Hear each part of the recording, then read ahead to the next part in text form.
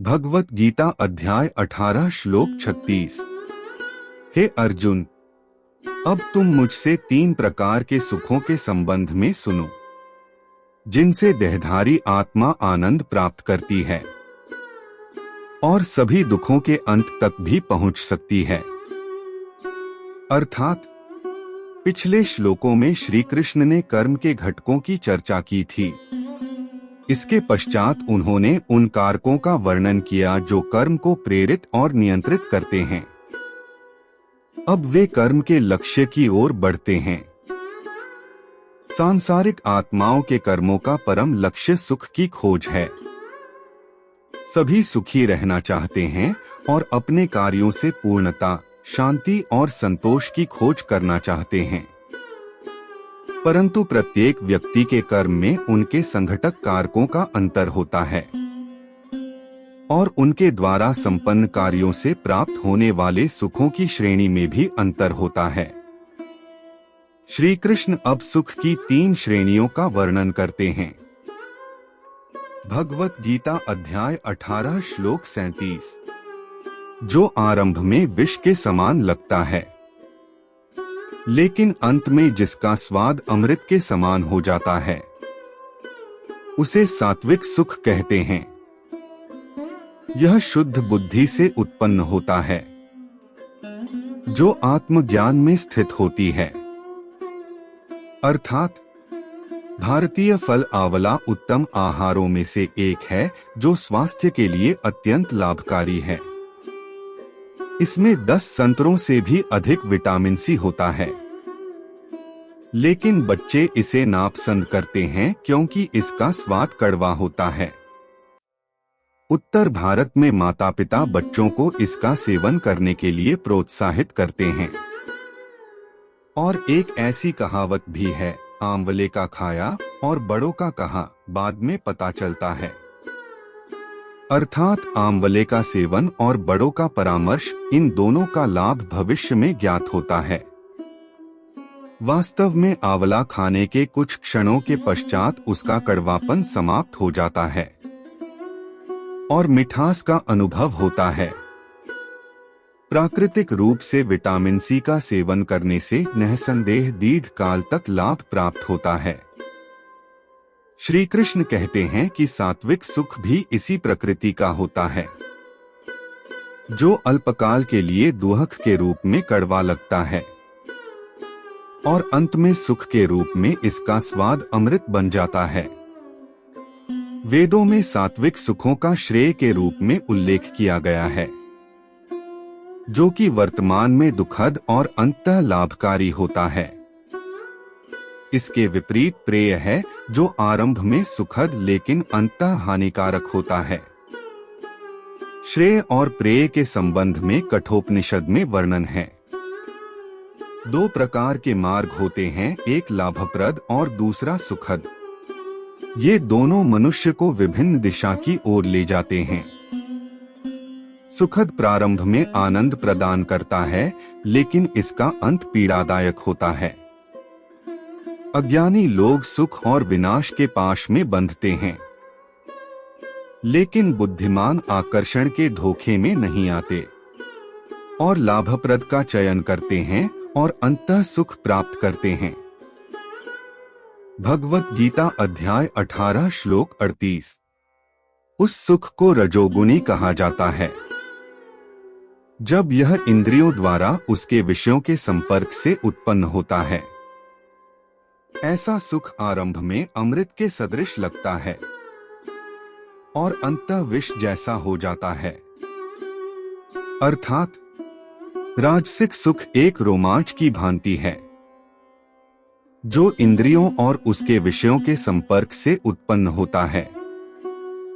लेकिन ऐसा आनंद संपर्क के रूप में अल्पकाल तक रहता है और परिणाम स्वरूप अपने पीछे लोभ, चिंता और दोष छोड़ जाता है और भौतिक भ्रम से और अधिक गाढ़ा हो जाता है। संसारिक क्षेत्र में भी सार्थक उपलब्धि के लिए राजसिक सुखों को अस्वीकार करना अनिवार्य है। हमारे क्षणभंगुर सुख जो भ्रामक होते हैं, से दूर रहने की चेतावनी के रूप में भारत के प्रथम प्रधानमंत्री पंडित जवाहरलाल नेहरू अपने पुस्तकालय में रखी हुई पुस्तक में लिखित stopping by woods on a snowing evening कविता की पंक्तियों का अक्सर प्रयोग करते थे। वन सुंदर, अंधकारमय और घने हैं, परंतु मैंने कई वचनों को पूरा करना है और विश्राम करने से पूर्व मुझे कई लक्ष्यों को प्राप्त करना है। नित्य और दिव्य आनंद का मार्ग भोग नहीं है, बल्कि त्याग, तपस्या और अनुशासन है। भगवत गीता अध्याय 18 श्लोक 39। जो सुख आदि से अंत तक आत्मा की प्रकृति को आच्छादित करता है और जो निद्रा, आलस्य और असावधानी से उत्पन्न होता है, वह तामसिक सुख कहलाता है।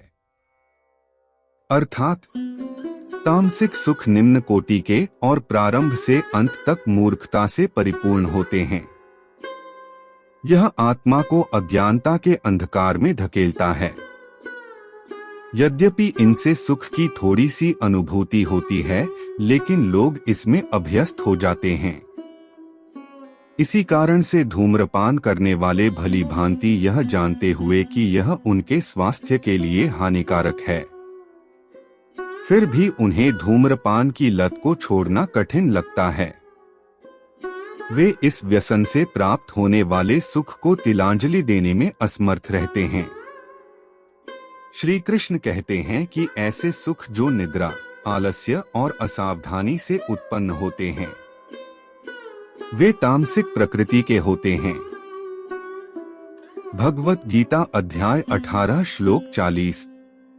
इस भौतिक क्षेत्र में पृथ्वी और स्वर्ग के उच्च लोकों में रहने वाला कोई भी जीव प्रकृति के इन 3 गुणों के प्रभाव से मुक्त नहीं होता। अर्थात श्वेताश्वत्रोपनिषद में माया शक्ति का विस्तारित वर्णन करते हुए माया शक्ति को त्रिरंगी कहा गया है। माया शक्ति के 3 रंग हैं, श्वेत, लाल और काला। अर्थात यह सत्वगुण, रजोगुण और तमोगुण सहित त्रिगुणी है। यह ब्रह्मांड के भीतर असंख्य जीवों की मां के गर्भ के समान है। यह अजन्मे भगवान जो पूर्ण सर्वज्ञ हैं, द्वारा अस्तित्व में लाई जाती है और उनकी सहायता प्राप्त करती है। यद्यपि भगवान इस भौतिक शक्ति माया से कोई संबंध नहीं रखता, वह स्वतंत्र रूप से अपनी दिव्य लीलाओं में आनंद लेता है, किंतु जीवित प्राणी माया का भोग करते हैं और बंधनों में पड़ जाते हैं। माया का प्रभुत्व नरक के निम्न लोकों से स्वर्ग के ब्रह्मलोक तक होता है। चूंकि प्रकृति के 3 गुण सत्व, रजस और तमस माया शक्ति के अंतर्निहित गुण हैं, ये सभी भौतिक लोकों में पाए जाते हैं। इसलिए इन लोकों के प्राणी, चाहे वे पृथ्वी लोक के मनुष्य हों या स्वर्गलोक के देवता ही क्यों न हो, सभी 3 गुणों के अधीन रहते हैं। अंतर केवल 3 गुणों के तुलनात्मक अनुपात में है। नरक लोकों के निवासियों में तमोगुण की प्रबलता होती है। पृथ्वी लोक पर निवास करने वाले में रजोगुण की प्रधानता होती है और स्वर्ग में निवास करने वाले देवताओं में सत्वगुण की प्रबलता होती है।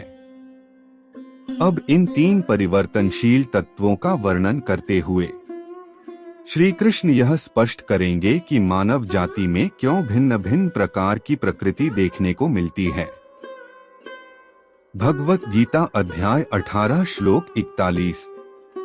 हे शत्रुहंता, ब्राह्मणों, क्षत्रियों, वैश्यों और शूद्रों के कर्तव्यों को इनके गुणों के अनुसार तथा प्रकृति के 3 गुणों के अनुरूप वितरित किया गया है, न कि इनके जन्म के अनुसार। अर्थात किसी ने ठीक ही कहा है कि उपयुक्त व्यवसाय की खोज एक उपयुक्त जीवन साथी की खोज करने के समान है। लेकिन हम स्वयं अपने लिए उपयुक्त व्यवसाय की कैसे खोज करें?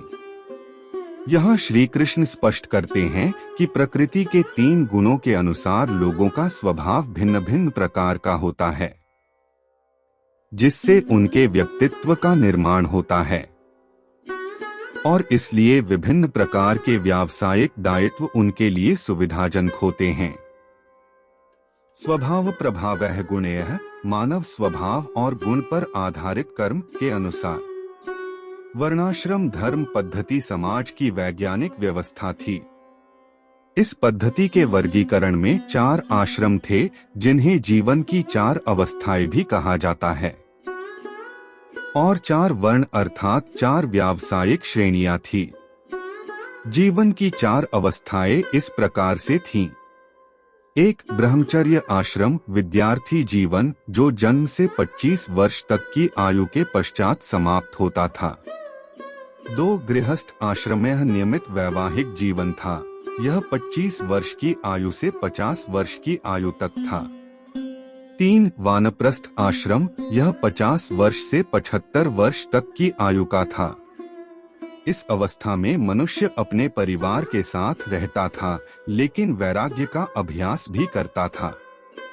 4 संन्यास आश्रम, यह 75 वर्ष से आगे की अवस्था थी, जिसमें मनुष्य अपनी घर गृहस्थी के दायित्वों का त्याग करता था और पवित्र स्थानों में निवास करते हुए मन को भगवान में तल्लीन करता था। 4 वर्णों अर्थात 4 व्यावसायिक श्रेणियों में ब्राह्मण, पुरोहित वर्ग, अत्रिय वर्ग, योद्धा और शासक वर्ग, वैश्य, व्यापार और कृषि वर्ग वाले, शूद्र, कर्मचारी वर्ग आते थे। वर्णों के मध्य कोई बड़ा या छोटा नहीं माना जाता था, क्योंकि भगवान ही समाज का केंद्र थे और सभी अपने अपने स्वाभाविक गुणों के अनुसार स्वयं और समाज को बनाए रखने के लिए काम करते थे और भगवत प्राप्ति के लिए प्रगति करते हुए अपने जीवन को सफल बनाते थे। इस प्रकार वर्णाश्रम पद्धति में विविधता में एकता थी। विविधता प्रकृति में अंतर्निहित है और इसे कोई समाप्त नहीं कर सकता। हमारे शरीर में विभिन्न अंग है और ये सब भिन्न भिन्न प्रकार के कार्य करते हैं। सभी अंगों से एक समान कार्य करने की अपेक्षा करना व्यर्थ है। इन सबको अलग अलग समझना अज्ञानता का द्योतक नहीं है, बल्कि उनकी उपयोगिता का तथ्यात्मक ज्ञान है। समान रूप से मानव जाति के बीच भी विविधता की उपेक्षा नहीं की जा सकती। समाजवादी देशों में जहां समानता सबसे महत्वपूर्ण सिद्धांत है, लेकिन वहां भी राजनीतिक दलों के नेता हैं जो विचारधारा तैयार करते हैं। वहां सेना है जो बंदूकों का प्रयोग करती और देश की सुरक्षा करती है। वहां किसान हैं जो खेती बाड़ी करते हैं। इन देशों में औद्योगिक श्रमिक भी हैं जो यांत्रिक कार्य करते हैं।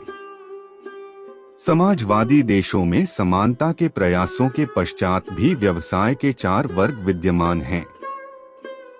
वर्णाश्रम पद्धति ने मानवीय प्रकृति में विविधता को मान्यता दी और लोगों के स्वभाव के अनुकूल वैज्ञानिक ढंग से उनके कर्तव्य और व्यवसाय निर्धारित किए।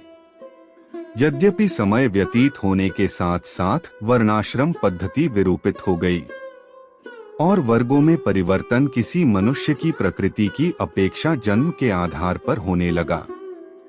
ब्राह्मणों के बच्चों ने स्वयं को ब्राह्मण कहना आरंभ कर दिया, भले ही वे इसके लिए अपेक्षित गुणों से संपन्न हो या न हो। उच्च तथा निम्न जाति की अवधारणा को भी प्रसारित किया गया और उच्च जातियों के लोग निम्न जातियों को हे दृष्टि से देखने लगे।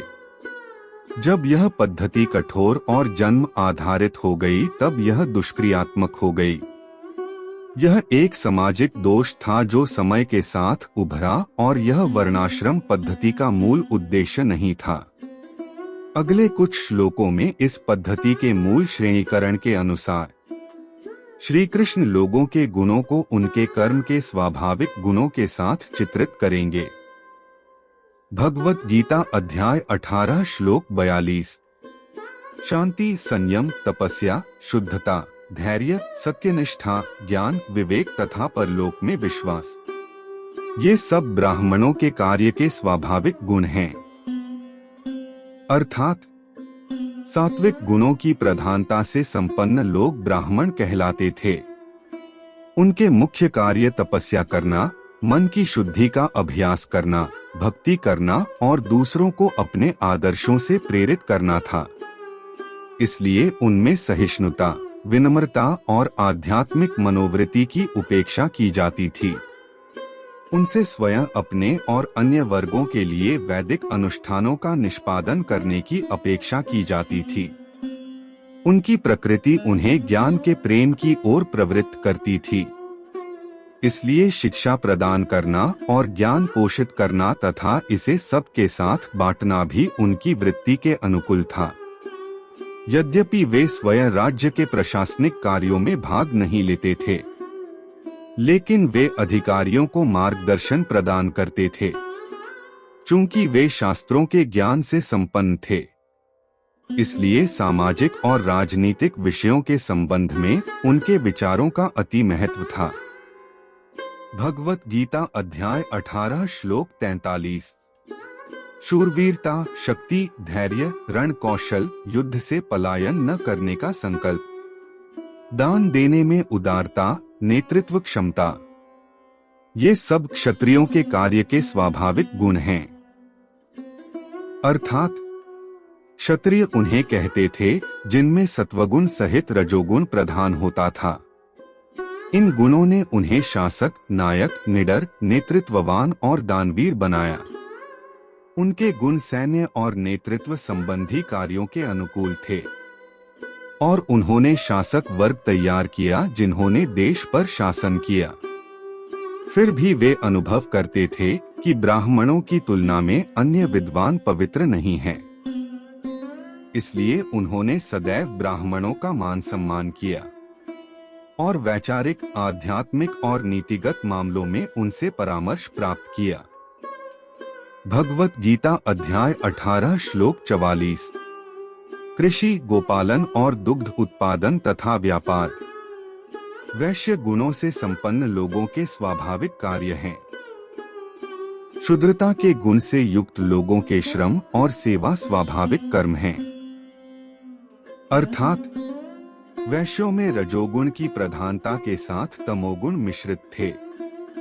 इसलिए उनकी रुचि उत्पाद कार्यों, व्यापार और कृषि के माध्यम से अर्थव्यवस्था पर नियंत्रण करने और धनोपार्जन में थी। वे देश की अर्थव्यवस्था को संभालते थे और अन्य वर्गों के लिए रोजगार उत्पन्न करते थे। उनसे समाज के वंचित लोगों के कल्याणार्थ, पुण्य और धर्मार्थ कार्यों में धन संपदा दान करने की अपेक्षा की जाती थी। शूद्र वे थे जिनमें तमोगुण की प्रधानता थी। उनकी रुचि विद्वता प्राप्त करने और प्रशासनिक कार्यों या व्यावसायिक उद्यमों में नहीं थी। उनके लिए उन्नति का मार्ग समाज की अपेक्षाओं के अनुसार उसकी सेवा करना था। कलाकार, तकनीशियन, श्रमिक, दर्जी, कारीगर, नाई इत्यादि इस वर्ग में सम्मिलित थे। भगवत गीता अध्याय 18 श्लोक 45। अपने जन्मजात गुणों से उत्पन्न अपने कर्तव्यों का पालन करने से मनुष्य पूर्णता प्राप्त कर सकता है। अब मुझसे सुनो कि कोई निर्धारित कर्तव्यों का पालन करते हुए कैसे पूर्णता प्राप्त करता है। अर्थात स्वधर्म हमारे गुणों और हमारे जीवन की अवस्थाओं पर आधारित निर्धारित कर्तव्य है। इन्हें संपन्न करना यह सुनिश्चित करता है कि हम अपने शरीर और मन की सशक्त योग्यताओं का उपयोग रचनात्मक और लाभदायक ढंग से करते हैं। यह शुद्धिकरण और विकास की ओर ले जाता है और समाज एवं आत्मा के लिए शुभ होता है। चूंकि हमारे निर्धारित कर्तव्य हमारे जन्मजात गुणों के अनुरूप होते हैं, इसलिए इनका निर्वहन करने में हम स्वयं को संतुलित और सहज अनुभव करते हैं। फिर जब हमारी क्षमता बढ़ती है, तब स्वधर्म भी परिवर्तित हो जाता है और हम अगली उच्च कक्षा में प्रवेश करते हैं। इस प्रकार से हम अपने उत्तरदायित्व का निष्ठापूर्वक निर्वहन कर उन्नति की ओर अग्रसर होते हैं। भगवत गीता अध्याय 18 श्लोक 46। अपनी स्वाभाविक वृत्ति का निर्वहन करते हुए उस सृजक भगवान की उपासना करो जिससे सभी जीव अस्तित्व में आते हैं और जिसके द्वारा सारा ब्रह्मांड प्रकट होता है। इस प्रकार से अपने कर्मों को संपन्न करते हुए मनुष्य सरलता से पूर्णता प्राप्त कर सकता है। अर्थात भगवान की सृष्टि में कोई भी आत्मा अतिरिक्त नहीं है। सृष्टि संचालन की उनकी दिव्य योजना सभी जीवों को क्रमिक पूर्णता प्रदान करने के लिए है। हम उनकी योजना के विशाल चक्र में एक छोटे चक्रदंत के रूप में जुड़ते हैं और वे हमें प्रदान की गई क्षमता से अधिक की हमसे अपेक्षा नहीं करते। इसलिए यदि हम जीवन में अपने स्वभाव और अपनी सामर्थ्य के अनुसार अपने स्वधर्म का पालन करते हैं, तभी हम अपने शुद्धिकरण के लिए उनकी दिव्य योजना में अपनी भूमिका का निर्वहन कर सकेंगे। जब हम भक्तिपूर्ण चेतना से युक्त होकर अपना कार्य संपन्न करते हैं, तब हमारा कार्य स्वयं पूजा का रूप बन जाता है। एक सशक्त कथा जिसे मार्कंडेय ऋषि ने महाभारत के वन पर्व में युधिष्ठिर को सुनाई थी, यह दर्शाती है कि कोई भी कर्तव्य घिनौना या अशुद्ध नहीं होता और यह केवल चेतना ही है जिसके द्वारा हम इसे संपन्न करते हैं, वही इसके महत्व को निर्धारित करती है। इस कथा में यह वर्णन किया गया है कि एक युवा सन्यासी वन में गया और वहां उसने दीर्घकाल तक ध्यान लगाकर घोर तपस्या की। कुछ वर्षों पश्चात एक दिन वृक्ष के ऊपर से एक कौवे की बीट तपस्वी पर गिरी। उसने कौवे पर क्रोध से दृष्टि डाली और फिर कौवा पृथ्वी पर गिरकर मर गया। सन्यासी ने अनुभव किया कि उसकी तपस्या के फलस्वरूप उसमें रहस्यमय शक्तियां प्रकट हुई हैं। वह घमंड से चूर हो गया। समय पश्चात वह किसी के घर भिक्षा मांगने गया। उस घर की गृहिणी द्वार पर आई और उसने सन्यासी से कुछ समय तक प्रतीक्षा करने का अनुरोध किया, क्योंकि वह अपने बीमार पति की देखभाल में लगी हुई थी। इससे सन्यासी क्रोधित हो गया और उसने उस स्त्री पर क्रोध भरी दृष्टि डाली और सोचने लगा, तुम जैसी नीच स्त्री ने मुझसे प्रतीक्षा करवाने का दुस्साहस कैसे किया? तुम्हें मेरी शक्तियों का ज्ञान नहीं। भिक्षु के मन का अभिप्राय जानकर स्त्री ने उसे उत्तर दिया, मुझे क्रोध से मत देखो, मैं कोई कौवा नहीं जो तुम्हारे दृष्टि डालने से जल जाऊंगी। सन्यासी ने चौंक कर पूछा कि वह इस घटना के संबंध में कैसे जानती है। गृहिणी ने कहा कि उसने कभी कोई तपस्या नहीं की, लेकिन उसने अपने दायित्वों का निर्वहन भक्तिपूर्ण और समर्पण भाव से किया। इसी के बल पर वह प्रबुद्ध हुई और उसके मन में उठे विचारों को जानने में सक्षम हुई। उसने उस सन्यासी से धर्मात्मा व्याध से भेंट करने को कहा जो मिथिला नगर में रहता था, और यह भी कहा कि धर्म के विषय पर वह उसके प्रश्न का उत्तर देगा। सन्यासी ने समाज की दृष्टि में नीच माने जाने वाले धर्मात्मा व्याध से भेंट करने की अपनी प्रारंभिक झिझक पर विजय प्राप्त की और वह मिथिला पहुंचा। व्याध ने उसे समझाया कि हम सबके पूर्व कर्मों और क्षमताओं पर आधारित अपना अपना स्वधर्म है। यदि हम अपने स्वाभाविक कर्तव्य का निर्वहन करने के लिए अपनी इच्छाओं और निजी स्वार्थों का त्याग करते हैं और मार्ग में आने वाले क्षणिक सुखों और दुखों से ऊपर उठते हैं, तब हम स्वयं को शुद्ध कर सकेंगे और धर्म की अगली कक्षा में प्रवेश करेंगे। अपने निर्धारित कर्तव्यों का पालन करने व उनसे विमुख न होने से आत्मा उत्तरोत्तर अपनी वर्तमान स्थूल चेतना से दिव्य चेतना में विकसित होती है। व्याध द्वारा दिए व्याख्यान को महाभारत की व्याध गीता के रूप में जाना जाता है। यह उपदेश स्वाभाविक रूप से अर्जुन पर क्रियान्वित होता है, क्योंकि वह युद्ध करने के अपने धर्म को पीड़ादायक और निंदनीय समझकर युद्ध से विमुख होना चाहता था। इस श्लोक में श्री कृष्ण उसे उपदेश देते हैं कि समुचित चेतना में अपने कर्तव्य का निर्वहन करने से वह परमेश्वर की उपासना कर सकेगा और सरलता से पूर्णता प्राप्त कर लेगा। भगवत गीता अध्याय 18 श्लोक 47। अपने धर्म का पालन त्रुटिपूर्ण ढंग से करना अन्य के कार्यों को उपयुक्त ढंग से करने की अपेक्षा अधिक श्रेष्ठ है।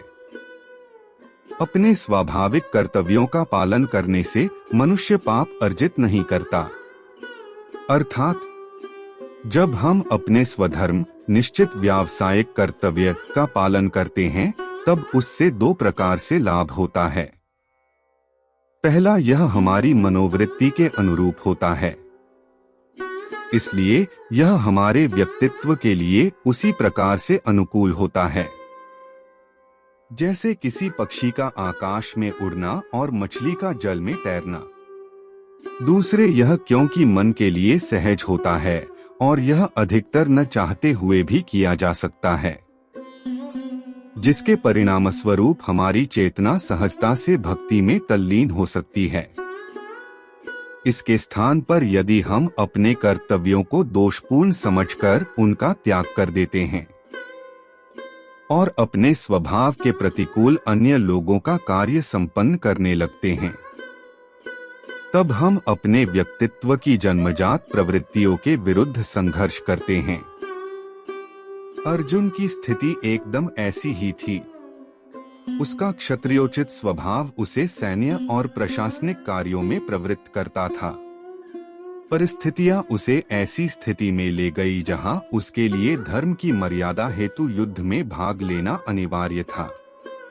यदि वह अपने कर्तव्य पालन से विमुख हो जाता और युद्ध क्षेत्र से भागकर वन में तपस्या करने लगता, तब ऐसा करने पर उसे आध्यात्मिक दृष्टि से भी कोई लाभ प्राप्त नहीं होता, क्योंकि वन में भी वह अपने अंतर्निहित गुणों का त्याग नहीं कर पाता। यह संभावना भी थी कि वह वन में जाकर आदिवासियों को एकत्रित कर लेता और उनका राजा बन जाता। इसकी अपेक्षा उसके लिए यह उचित होगा कि वह अपने जन्मजात कर्तव्यों का पालन करता रहे और अपने कर्मफल भगवान को समर्पित कर उनकी उपासना करे। जब कोई आध्यात्मिक पूर्णता प्राप्त करता है तब स्वधर्म स्वतः परिवर्तित हो जाता है।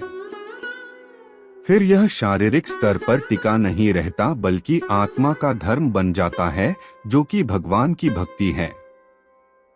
ऐसी अवस्था में अपने वृत्तिपरक कर्तव्यों का त्याग करना और पूर्ण रूपेण भक्ति में तल्लीन होना किसी के लिए औचित्यपूर्ण हो सकता है, क्योंकि अब यह किसी व्यक्ति के स्वभाव का स्वधर्म बन जाता है। ऐसी पात्रता से युक्त लोगों के लिए श्री कृष्ण भगवद गीता के अंत में इस प्रकार से अपना अंतिम निष्कर्ष देते हैं। सभी प्रकार के धर्मों का त्याग करो और केवल मेरी शरण ग्रहण करो। फिर भी जब तक हम उस अवस्था तक नहीं पहुंचते तब तक इस श्लोक में प्रदत्त उपदेश का पालन करना होगा। श्रीमद्भागवतम पुराण में भी ऐसा वर्णन किया गया है। हमें तब तक अपने वृत्तिपरक कर्तव्यों का पालन करना चाहिए जब तक भगवान की लीलाओं के श्रवण कीर्तन और स्मरण द्वारा हमारे मन में भगवान की भक्ति के प्रति रुचि विकसित न हो जाए। भगवत गीता अध्याय 18 श्लोक 48। किसी को भी अपनी प्रकृति से उत्पन्न कर्तव्यों का परित्याग नहीं करना चाहिए, चाहे कोई उनमें दोष भी क्यों न देखता हो। हे कुंती पुत्र, वास्तव में सभी प्रकार के उद्योग कुछ न कुछ बुराई से आवृत रहते हैं, जैसे आग धुएं से ढकी रहती है। अर्थात कभी कभी लोग कर्तव्य पालन से पीछे हटते हैं क्योंकि वे इनमें दोष देखते हैं। यहाँ श्री कृष्ण कहते हैं कि कोई भी कार्य दोष रहित नहीं है। जिस प्रकार स्वाभाविक रूप से धुआं अग्नि के ऊपर रहता है, उदाहरणार्थ हम लाखों जीवाणुओं की हत्या किए बिना श्वास नहीं ले सकते, अगर हम कृषि के लिए खेत जोतते हैं, तब हम असंख्य सूक्ष्म जीवों को नष्ट करते हैं। यदि हम व्यापार में प्रतिस्पर्धा करते हुए सफलता प्राप्त करते हैं, तब हम अन्य लोगों को धन संपदा से वंचित करते हैं। जब हम भोजन करते हैं, तब हम दूसरों को भोजन से वंचित करते हैं। क्योंकि स्वधर्म क्रियाशीलता पर बल देता है, इसलिए यह दोषों से रहित नहीं हो सकता। लेकिन स्वधर्म के लाभ उसके दोषों से कहीं अधिक हैं। इसके सबसे महत्वपूर्ण लाभ का उदाहरण मार्क अल्बियन ने making a life, making a living नामक पुस्तक में प्रस्तुत किया है।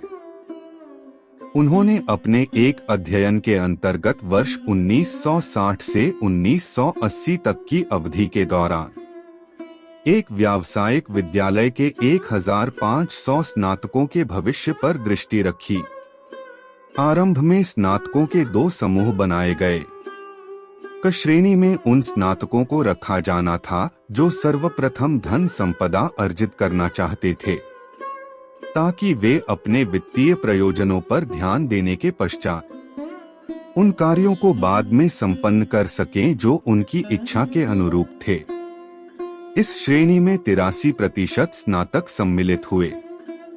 ख श्रेणी का चयन उन स्नातकों ने किया जिन्होंने सर्वप्रथम अपनी रुचि और हित के कार्यों की ओर ध्यान दिया और उसी के अनुरूप प्रयास किए, क्योंकि वे पूर्ण रूप से आश्वस्त थे कि इससे धन संपदा अपने आप उन्हें प्राप्त होगी। ख श्रेणी में 17% स्नातक सम्मिलित हुए थे। 20 वर्षों के पश्चात 120 लोग करोड़पति बने, जिनमें से केवल एक क श्रेणी के स्नातकों में था जो पहले धनोपार्जन करना चाहते थे, और 119 स्नातक ख श्रेणी के थे जिन्होंने सर्वप्रथम अपनी रुचि के अनुसार कार्य संपन्न किए थे। अत्यधिक संख्या में धनवान बने लोगों ने अपने कार्यों के प्रति अति कृतज्ञता और निष्ठा प्रकट की, जिनको संपन्न करने में वे तल्लीनता से व्यस्त रहे। मार्क अल्बियन ने निष्कर्ष निकाला कि अधिकतर लोग यह समझते हैं कि काम और मनोरंजन के बीच में अंतर है, लेकिन यदि वे अपनी पसंद का कार्य करते हैं, तब कार्य मनोरंजन बन जाता है और फिर उन्हें अपने जीवन में कभी अपने काम को अगले दिन के लिए टालना नहीं पड़ता। इसलिए श्री कृष्ण अर्जुन को ऐसे काम को करने और उसका त्याग न करने का उपदेश देते हैं जो उसके स्वभाव के अनुकूल हो, भले ही वह दोषपूर्ण क्यों न हो। लेकिन कार्य को उन्नत करने के लिए उसे समुचित चेतना के साथ संपन्न किया जाना चाहिए, जिसका वर्णन अगले श्लोक में किया जाएगा। भगवत गीता अध्याय 18 श्लोक 49। वे जिनकी बुद्धि सदैव प्रत्येक स्थान पर अनासक्त रहती है, जिन्होंने अपने मन को वश में कर लिया है, जो वैराग्य के अभ्यास द्वारा कामनाओं से मुक्त हो जाते हैं, वे कर्म से मुक्ति की पूर्ण सिद्धि प्राप्त करते हैं। अर्थात इस अंतिम अध्याय में श्री कृष्ण ने पहले से वर्णित कई सिद्धांतों को दोहराया है। इस अध्याय के आरंभ में उन्होंने अर्जुन को समझाया था कि केवल जीवन के उत्तरदायित्व से विमुख होना न तो संन्यास है और न ही त्याग है। अब वे अकर्मण्यता की अवस्था या नैष्कर्म्य सिद्धि का वर्णन करते हैं। इस अवस्था को संसार के प्रवाह के बीच में रहते हुए भी स्वयं को घटनाओं और परिणामों से विरक्त रखकर अपने कर्तव्य पालन पर ध्यान केंद्रित करते हुए प्राप्त किया जा सकता है। यह उसी प्रकार से है जैसे कि एक पुल के नीचे से बहने वाला पानी, जो एक ओर से प्रवेश करता है और दूसरी ओर बहता है। पुल न तो जल को प्राप्त करता है और न ही इसका वितरक होता है। उसी प्रकार से कर्मयोगी अपने कर्तव्य का निर्वहन करते हैं, लेकिन अपने मन को घटनाओं के प्रवाह से अप्रभावित रखते हैं। वे अपने कर्तव्य का भली भांति निर्वहन करने के प्रयोजनार्थ उत्कृष्ट प्रयासों की उपेक्षा नहीं करते, बल्कि उन्हें भगवान की आराधना के रूप में देखते हैं। वे अंतिम निर्णय भगवान पर छोड़ देते हैं और इस प्रकार से जो भी घटित होता है उससे संतुष्ट और अविचलित रहते हैं। यहाँ इस विषय को एक सरल कथा द्वारा स्पष्ट किया जाता है। एक व्यक्ति की 2 पुत्रियां थी। एक का विवाह किसान के साथ हुआ था और दूसरी का विवाह ईंट के भट्टे के मालिक से हुआ था। एक दिन पिता ने अपनी पहली पुत्री से दूरभाष पर बातचीत की और यह पूछा कि वह कैसी है। उसने उत्तर दिया, पिताजी, हम आर्थिक कठिनाइयों में जीवन निर्वाह कर रहे हैं। कृपया भगवान से प्रार्थना करें कि आने वाले महीनों में अच्छी वर्षा हो। इसके बाद उस व्यक्ति ने अपनी दूसरी पुत्री को फोन किया। तब उसकी पुत्री ने बताया, हम आर्थिक तंगी में हैं, कृपया भगवान से यह प्रार्थना करें कि इस वर्ष वर्षा न हो, ताकि सूर्य की तेज धूप निकलने से ईंटों का अधिक उत्पादन हो सके। पिता ने दोनों पुत्रियों की एक दूसरे से विपरीत प्रार्थनाओं को सुना और सोचा, केवल भगवान ही जानता है कि क्या अच्छा है, इसलिए उसे जो अच्छा लगे वही करे। भगवान की ऐसी इच्छाओं को स्वीकार करने से संसार में निरंतर घट रही घटनाओं की धारा में मग्न होने के पश्चात भी हमारे भीतर कर्मफलों के प्रति विरक्ति उत्पन्न होगी। भगवत गीता अध्याय 18 श्लोक 50। हे अर्जुन, अब मुझसे संक्षेप में सुनो और मैं तुम्हें समझाऊंगा कि जो सिद्धि प्राप्त कर चुका है वह भी दृढ़ता से दिव्य ज्ञान में स्थित होकर कैसे ब्रह्मा को भी पा सकता है। अर्थात सैद्धांतिक ज्ञान को समझना एक विषय है, लेकिन उसे व्यवहार में लाना अलग विषय है। यह कहा जाता है कि अच्छे विचार कौड़ियों के भाव मिलते हैं, लेकिन यदि हम इन्हें व्यवहार में नहीं लाते तब इनका महत्व धातु की चिंगारी के बराबर भी नहीं होता। सैद्धांतिक ज्ञान से युक्त पंडितों को शास्त्रों का ज्ञान कंठस्थ हो सकता है, किंतु फिर भी वे उसकी वास्तविक अनुभूति से वंचित रहते हैं। दूसरी ओर एक कर्मयोगी को दिन और रात शास्त्रों के सत्य का अभ्यास करने का अवसर प्राप्त होता है। इस प्रकार से कर्मयोग के निरंतर निष्पादन के परिणामस्वरूप आध्यात्मिक ज्ञान की अनुभूति होती है। और जब कोई कार्य करते हुए नैष्कर्म्य सिद्धि या अकर्मण्यता प्राप्त करता है तब उसे अभ्यास द्वारा दिव्य ज्ञान की प्राप्ति सुलभ होती है। इस ज्ञान में स्थित होकर कर्मयोगी भगवत प्राप्ति की सर्वोच्च पूर्णता प्राप्त करता है। ऐसा कैसे होता है? श्री कृष्ण इसकी व्याख्या अगले कुछ श्लोकों में करेंगे। भगवत गीता अध्याय 18 श्लोक 51 से 53। कोई भी मनुष्य ब्रह्मा को पाने की पात्रता प्राप्त कर सकता है जब वह विशुद्ध बुद्धि और दृढ़ता से इंद्रियों को संयत रखता है, शब्द और अन्य इंद्रिय विषयों का परित्याग करता है, राग और द्वेष को अपने से अलग कर लेता है।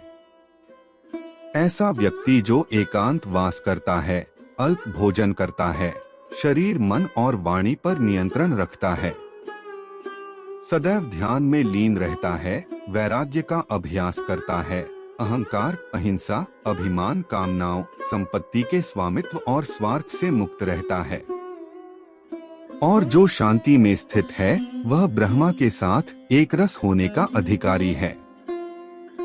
अर्थात श्री कृष्ण यह समझा रहे हैं कि समुचित चेतना में अपने कर्तव्यों का निर्वहन करने से हम सिद्धि प्राप्त कर सकते हैं। अब वे भगवत प्राप्ति के लिए आवश्यक उत्कृष्टताओं का वर्णन करते हैं। वे कहते हैं कि पूर्णतः की अवस्था से हम अपनी बुद्धि को शुद्ध करते हैं, जो फिर दिव्य ज्ञान में स्थित हो जाती है।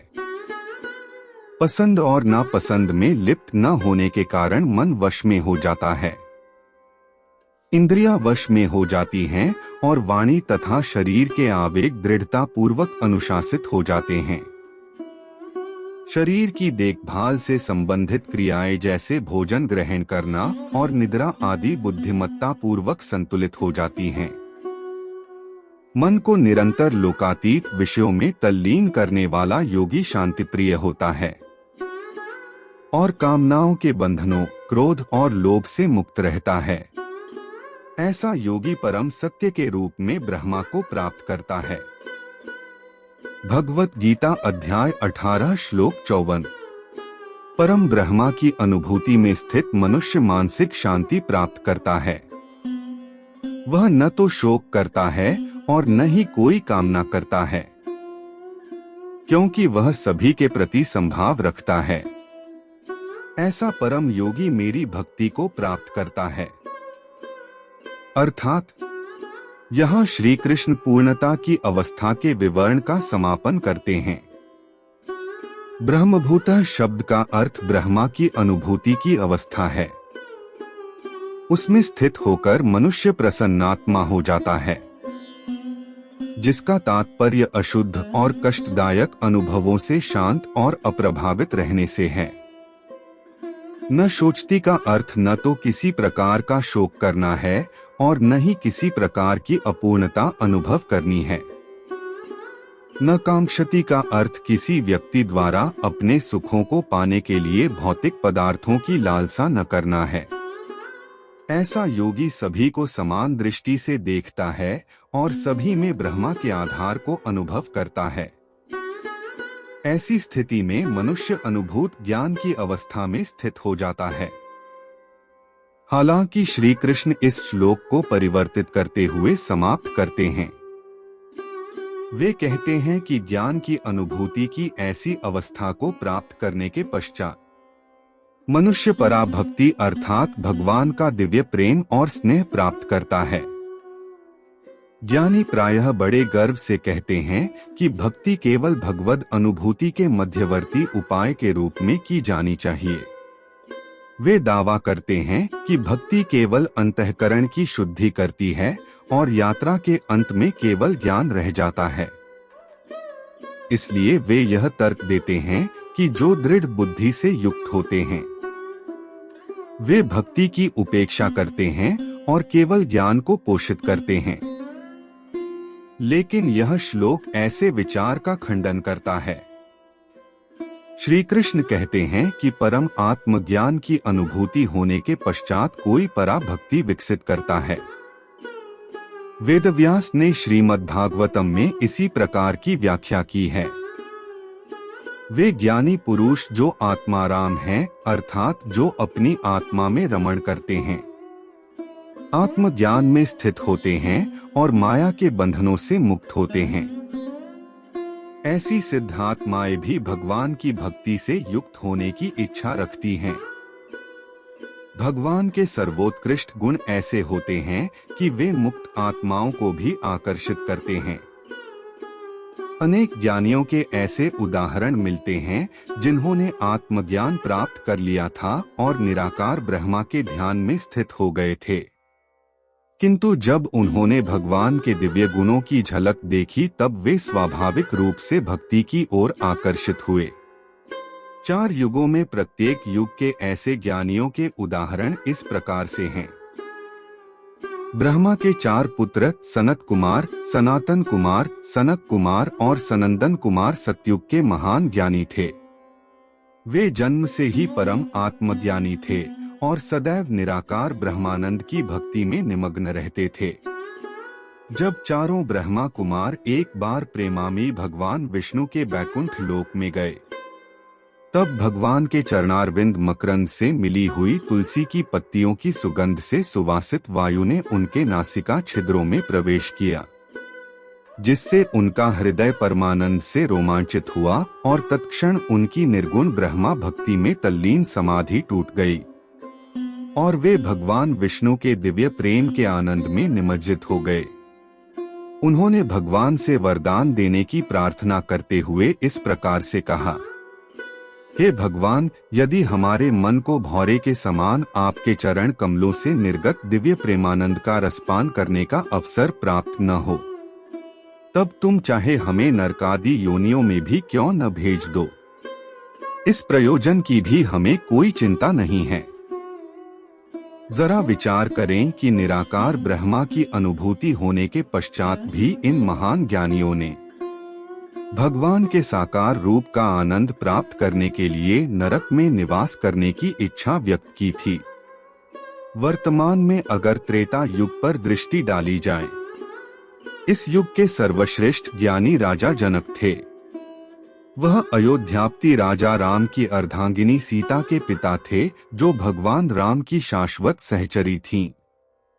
राजा जनक विदेह नाम से भी जाने जाते हैं, क्योंकि वह देह की सभी धारणाओं से एकदम परे थे। उनका मन सदैव निराकार और निर्गुण ब्रह्मा में तल्लीन रहता था। एक दिन विश्वामित्र ऋषि अयोध्यापति भगवान राम और लक्ष्मण के साथ उनके महल में गए। उस समय क्या घटित हुआ, इसका रामचरितमानस में अति सुंदरता से वर्णन किया गया है। भगवान राम को देखकर राजा जनक की निराकार ब्रह्मानंद से विरक्ति हो गई और उनके भीतर परमेश्वर के साकार रूप की गहन प्रीति उत्पन्न हो गई। इस प्रकार से त्रेता युग के महान ज्ञानी राजा जनक ने भक्ति के मार्ग को स्वीकार किया। द्वापर युग के महाज्ञानी शुकदेव वेदव्यास ऋषि के पुत्र थे। पुराणों में वर्णन है कि वे इतने उन्नत थे कि 12 वर्षों तक यह सोचकर अपनी मां के गर्भ में रहे कि बाहर आने पर माया शक्ति उन पर हावी हो जाएगी। अंत में नारद मुनि ने आकर उनकी मां के कान में उन्हें आश्वस्त करते हुए कहा कि ऐसा कुछ नहीं होगा और उन्हें अब गर्भ से बाहर निकलना चाहिए।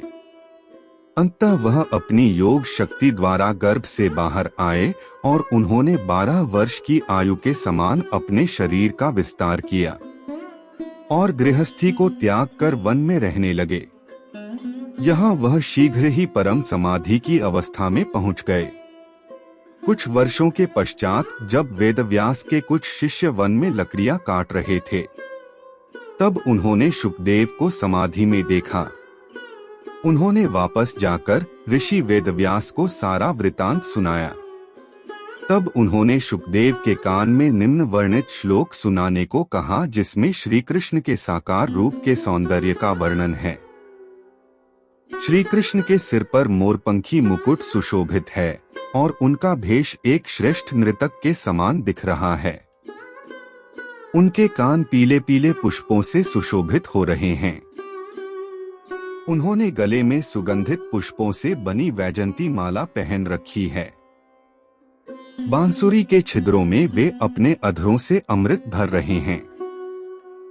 उनके पीछे पीछे ग्वाल बाल उनकी कीर्ति का गान कर रहे हैं और उनके पद चिन्हों से वृंदावन पृथ्वी पर अति रमणीय स्थान बन गया है।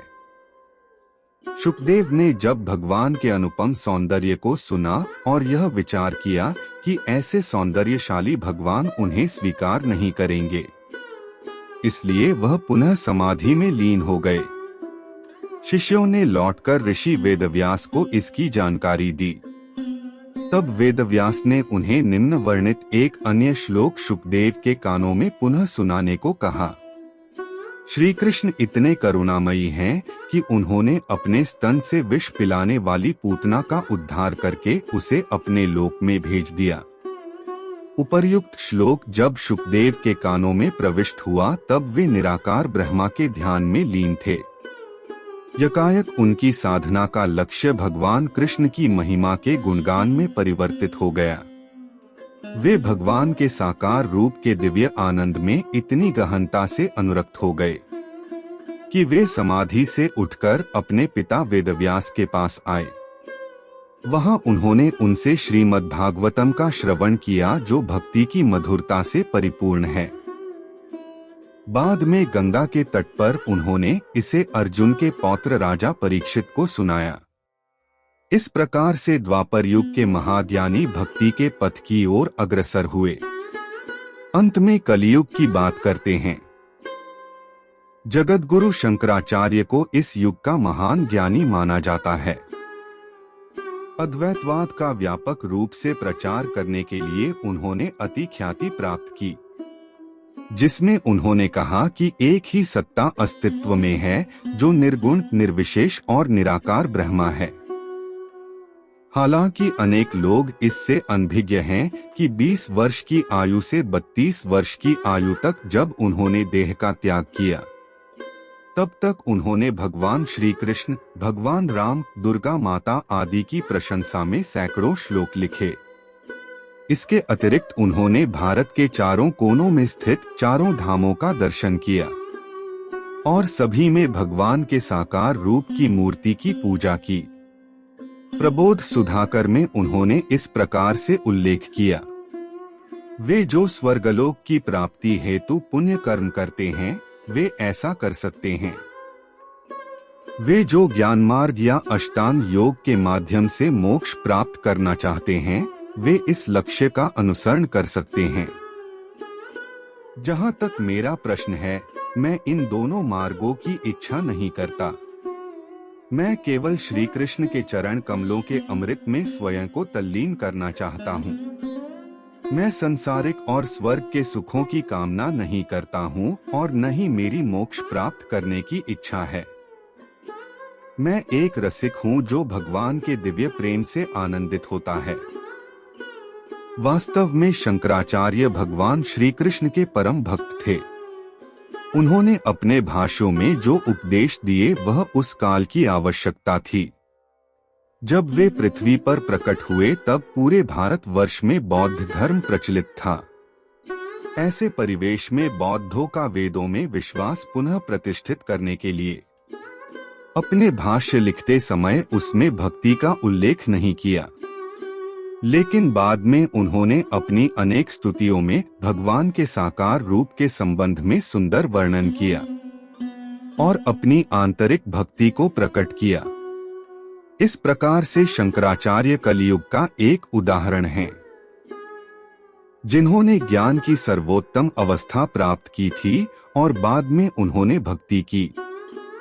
भगवत गीता अध्याय 18 श्लोक 55। मेरी प्रेममयी भक्ति से कोई मुझे सत्य के रूप में जान पाता है, तब यथावत सत्य के रूप में मुझे जानकर मेरा भक्त मेरे पूर्ण चेतन स्वरूप को प्राप्त करता है।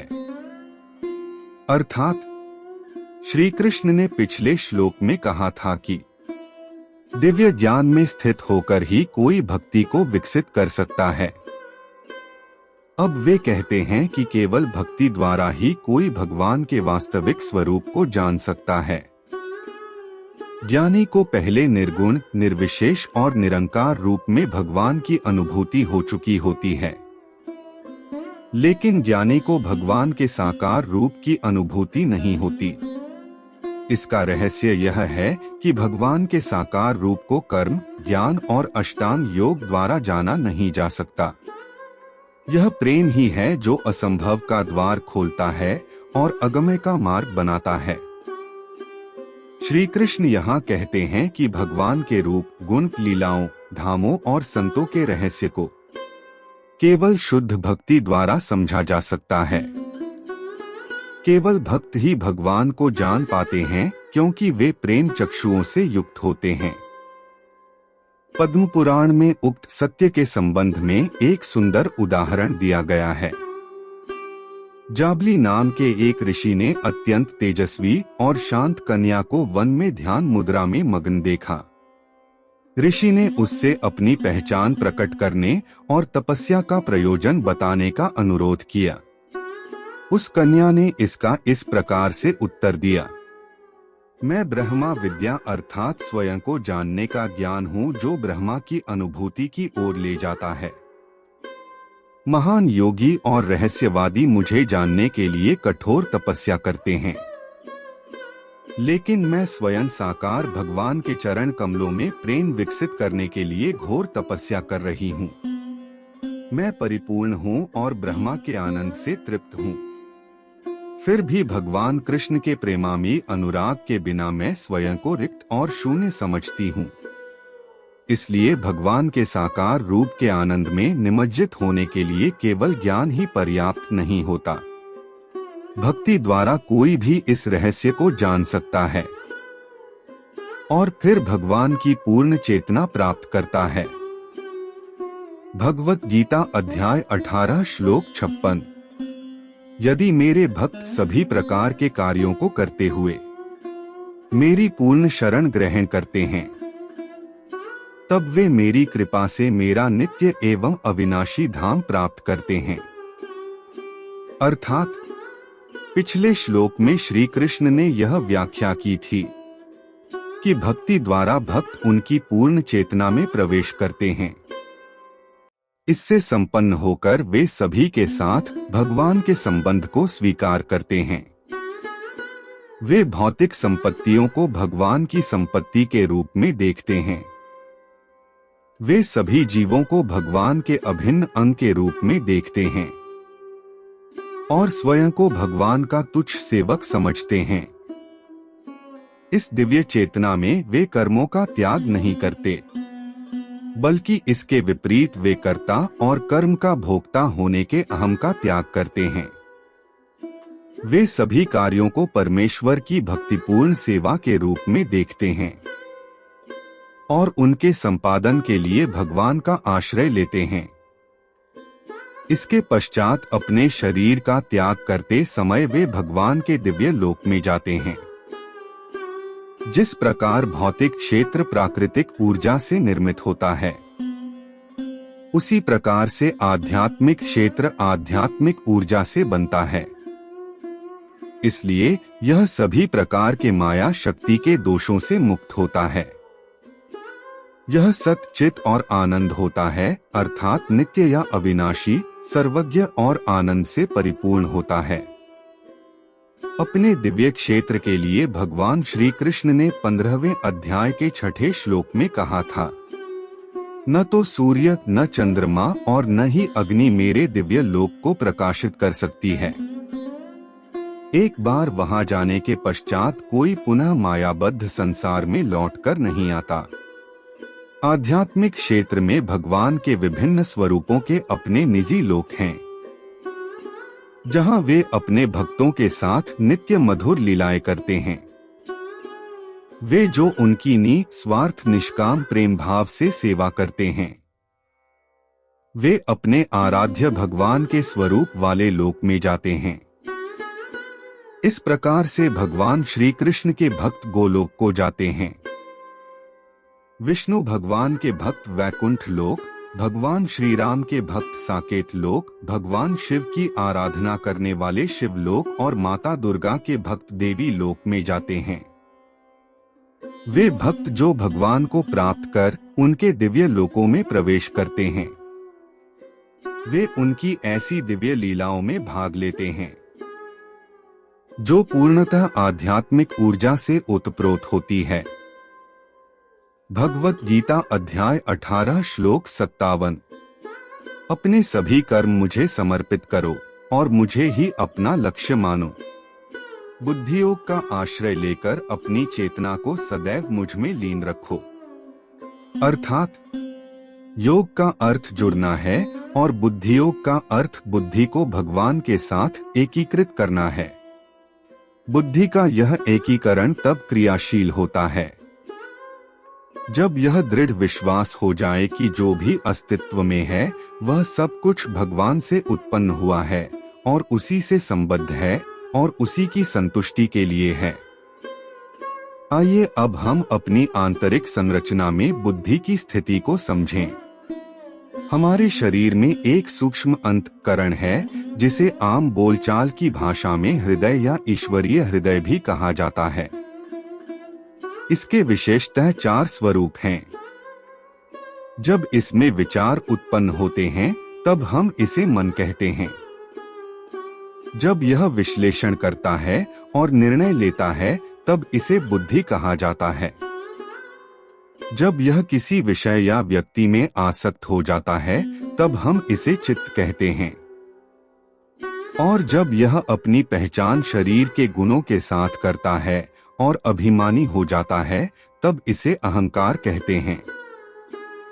इस आंतरिक तंत्र में बुद्धि का स्थान प्रमुख होता है। यह निर्णय लेती है, जबकि मन इसके निर्णयों के अनुसार कामनाएं उत्पन्न करता है और चित्त अनुराग के विषयों में आसक्त हो जाता है।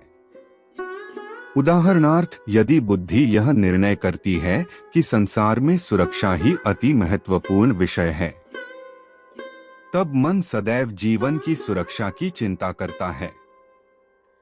दिन भर हम अपनी बुद्धि से मन को नियंत्रित करते हैं, इसलिए हमारा क्रोध शांत होता है। मुख्य कार्यकारी अधिकारी निर्देशक पर चिल्लाता है, लेकिन इसकी प्रतिक्रिया में निर्देशक उस पर नहीं चिल्लाता, क्योंकि बुद्धि को यह बोध होता है कि इससे उसकी जीविका छिन जाएगी और वह अपना क्रोध प्रबंधक पर निकालता है। प्रबंधक निर्देशक के साथ झगड़ा नहीं करता, लेकिन उसे फोरमैन पर चिल्लाने से राहत मिलती है। फोरमैन सारा क्रोध श्रमिक को डांटकर उस पर निकालता है। श्रमिक अपनी कुंठा पत्नी पर उतारता है। पत्नी बच्चों पर चिल्लाती है। प्रत्येक स्थिति में हम देखते हैं कि कहाँ क्रोध करना हानिकारक होता है और कहाँ इसका प्रतिघात नहीं होता। उपर्युक्त उदाहरण यह दर्शाते हैं कि हमारी बुद्धि में मन को नियंत्रित करने की क्षमता होती है। इसलिए हमें अपनी बुद्धि को उपयुक्त ज्ञान के साथ पोषित करना चाहिए और इसका प्रयोग इस प्रकार से करें कि यह मन को उचित दिशा की ओर जाने के लिए मार्गदर्शन प्रदान कर सके। इस प्रकार से श्री कृष्ण का बुद्धि योग से अभिप्राय बुद्धि के दृढ़ निश्चय को इस प्रकार से विकसित करने से है कि सभी पदार्थ भगवान के सुख के लिए हैं। निश्चयात्मक बुद्धियुक्त ऐसे मनुष्य का चित्त सरलता से भगवान में अनुरक्त हो जाता है। भगवत गीता अध्याय 18 श्लोक 58। यदि तुम सदैव मेरा स्मरण करते हो, तब मेरी कृपा से तुम सभी कठिनाइयों और बाधाओं को पार कर पाओगे। यदि तुम अभिमान के कारण मेरे उपदेश को नहीं सुनोगे, तब तुम्हारा विनाश हो जाएगा। अर्थात पिछले श्लोक में अर्जुन को क्या करना चाहिए का उपदेश देने के पश्चात श्री कृष्ण अब उनके उपदेशों का अनुसरण करने के लाभों और अनुसरण न करने के परिणामों का वर्णन करते हैं। जीवात्मा को यह नहीं सोचना चाहिए कि वह भगवान से किसी भी प्रकार से स्वतंत्र है।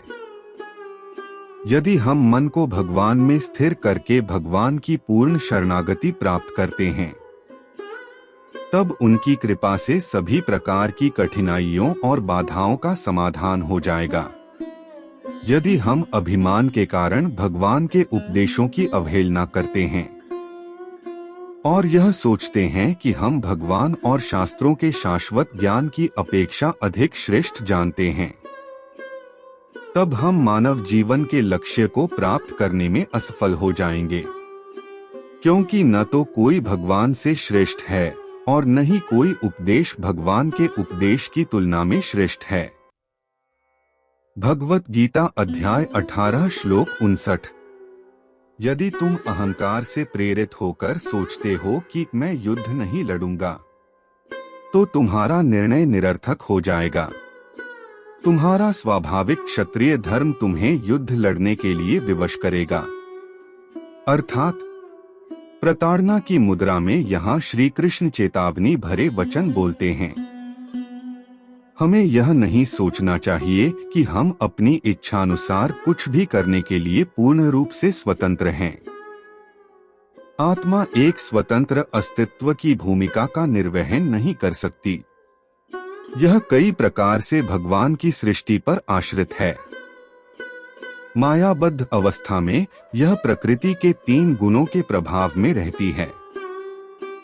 गुणों के संयोजन से हमारा स्वभाव बनता है और इसके निर्देशों के अनुसार हम कार्य करने के लिए बाध्य होते हैं। इसलिए हम यह कहने के लिए पूर्ण रूप से स्वतंत्र नहीं है कि मैं वैसा करूंगा जैसी मेरी इच्छा होगी। हमें भगवान और शास्त्रों के उपदेशों या अपनी प्रकृति की विशेषताओं के बीच श्रेष्ठ का चयन करना चाहिए।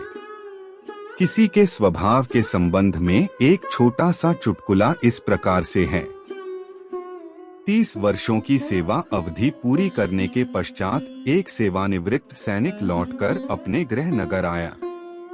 एक दिन वह कॉफी की दुकान पर खड़ा होकर कॉफी का सेवन कर रहा था। तब उसके मित्र को एक व्यावहारिक उपहास सूझा। वह पीछे से चिल्लाया, सावधान! आदेश पर प्रतिक्रिया दर्शाना सैनिक के स्वभाव का अंग बन चुका था। उसने अनायास अपने हाथों से कप नीचे फेंक दिया और अपने दोनों हाथों को अपने बगल में करके वह सावधान मुद्रा में खड़ा हो गया। श्री कृष्ण अर्जुन को चेतावनी देते हैं कि स्वभाव से वह एक योद्धा है और यदि वह अहं के कारण उनके उपदेश को सुनने और उसका अनुपालन करने का निर्णय नहीं करता, तब भी उसका क्षत्रिय धर्म उसे युद्ध लड़ने के लिए विवश करेगा। भगवत गीता अध्याय 18 श्लोक 60। हे अर्जुन, मोहवश जिस कर्म को तुम नहीं करना चाहते, उसे तुम अपनी प्राकृतिक शक्ति से उत्पन्न प्रवृत्ति से बाध्य होकर करोगे। अर्थात अपने चेतावनी युक्त शब्दों के अनुक्रम में श्री कृष्ण पुनः पिछली विषय वस्तु पर प्रकाश डालते हैं। वे कहते हैं, अपने पूर्व जन्म के संस्कारों के कारण तुम्हारा क्षत्रिय धर्म है।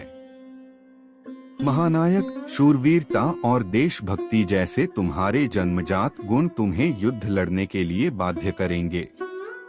इसलिए योद्धा के रूप में अपने कर्तव्यों का पालन करने के लिए तुम्हें पूर्व जन्म और इस जन्म में प्रशिक्षित किया गया है। क्या यह संभव है कि तुम अपनी आंखों के सामने दूसरों पर अन्याय होता देखकर अकर्मण्य हो जाओगे? तुम्हारा धर्म और तुम्हारी प्रकृति ऐसी है कि तुम जहां भी बुराई को देखो उसका प्रबलता से विरोध करो।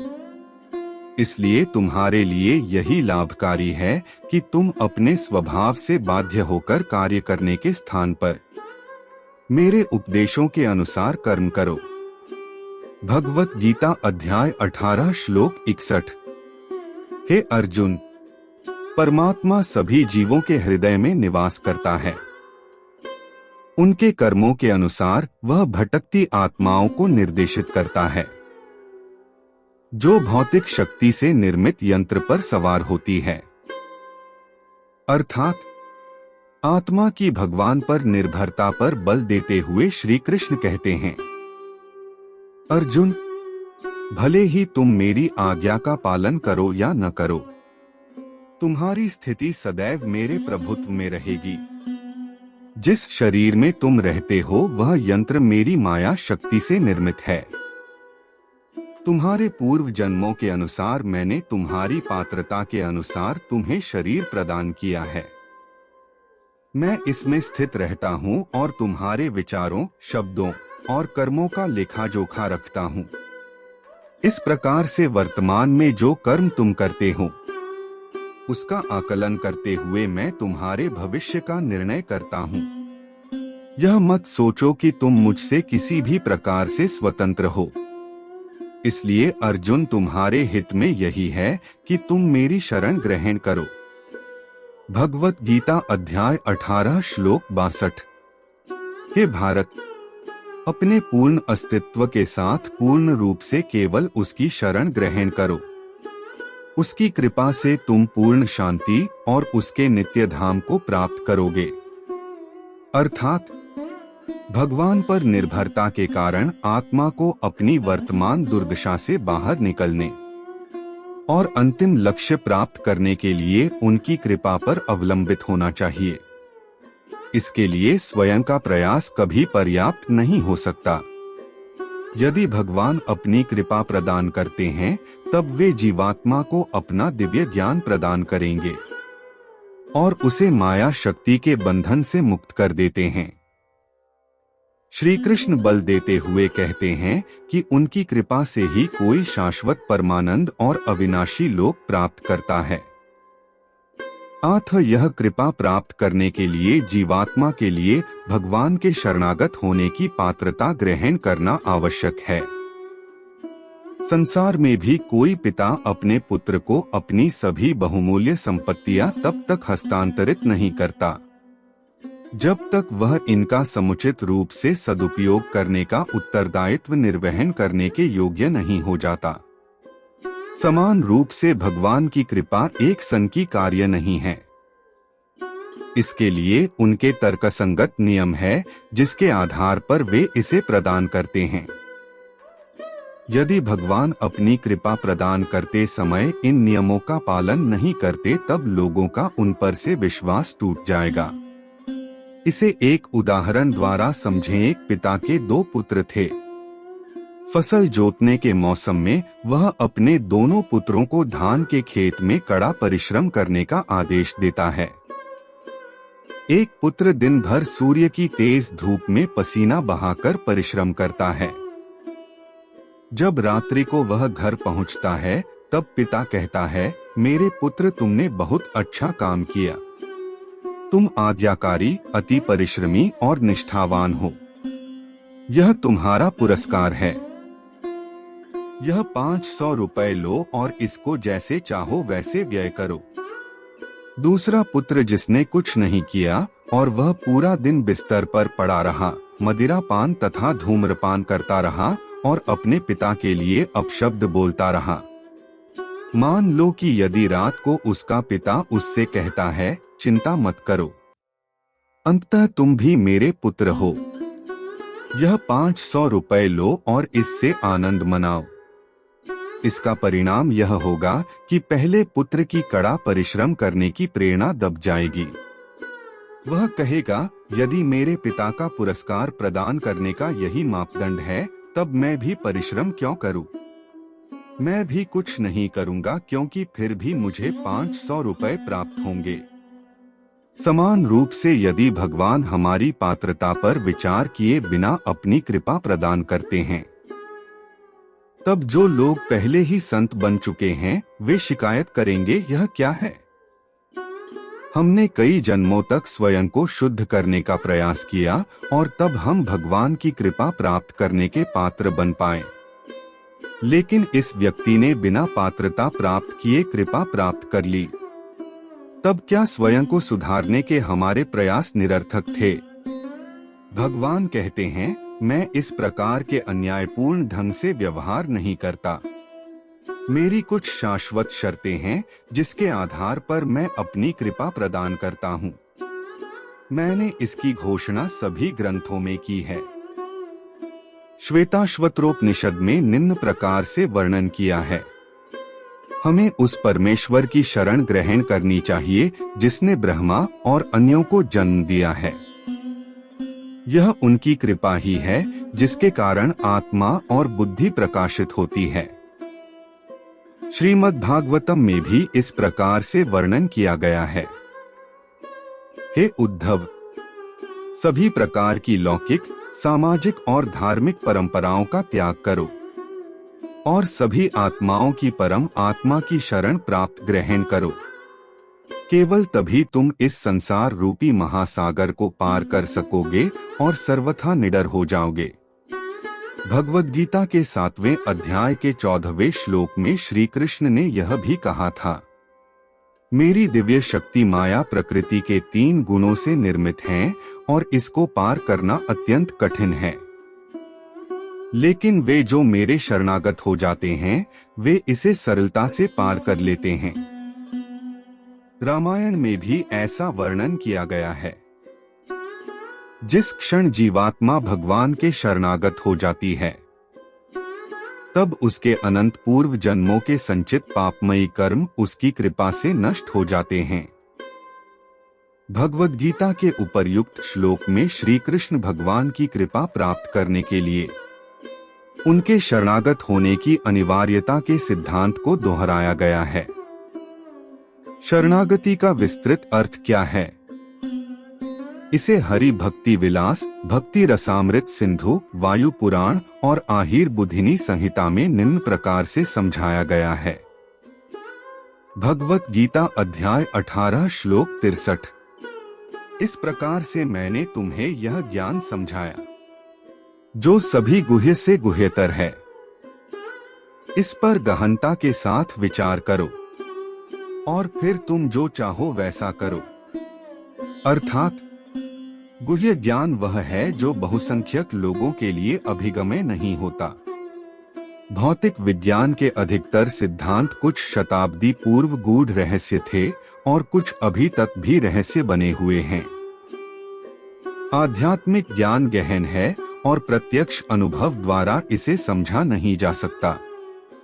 इसे गुरु और शास्त्रों के माध्यम से सीखा जा सकता है, इसलिए इसे रहस्य कहा जाता है। दूसरे अध्याय में श्री कृष्ण ने आत्मा के ज्ञान को प्रकट किया था जो गुह्य अर्थात रहस्यमय ज्ञान है। 7वें से 8वें अध्याय में उन्होंने अपनी शक्तियों के ज्ञान की व्याख्या की जो गुह्यतर हैं अर्थात अति रहस्यमयी हैं। 9वें और उसके बाद के अध्यायों में उन्होंने अपनी भक्ति का ज्ञान प्रकट किया जो कि गुह्यतम है अर्थात सर्वाधिक गूढ़ है।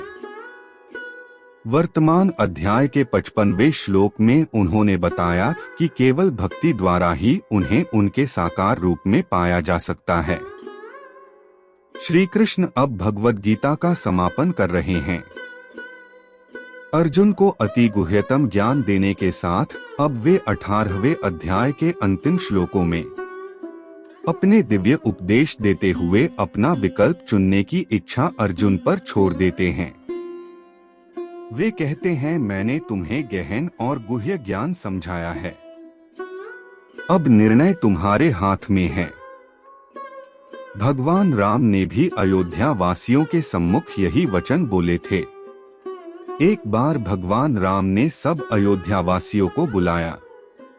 गुरु वशिष्ठ सहित सभी उन्हें सुनने के लिए आए।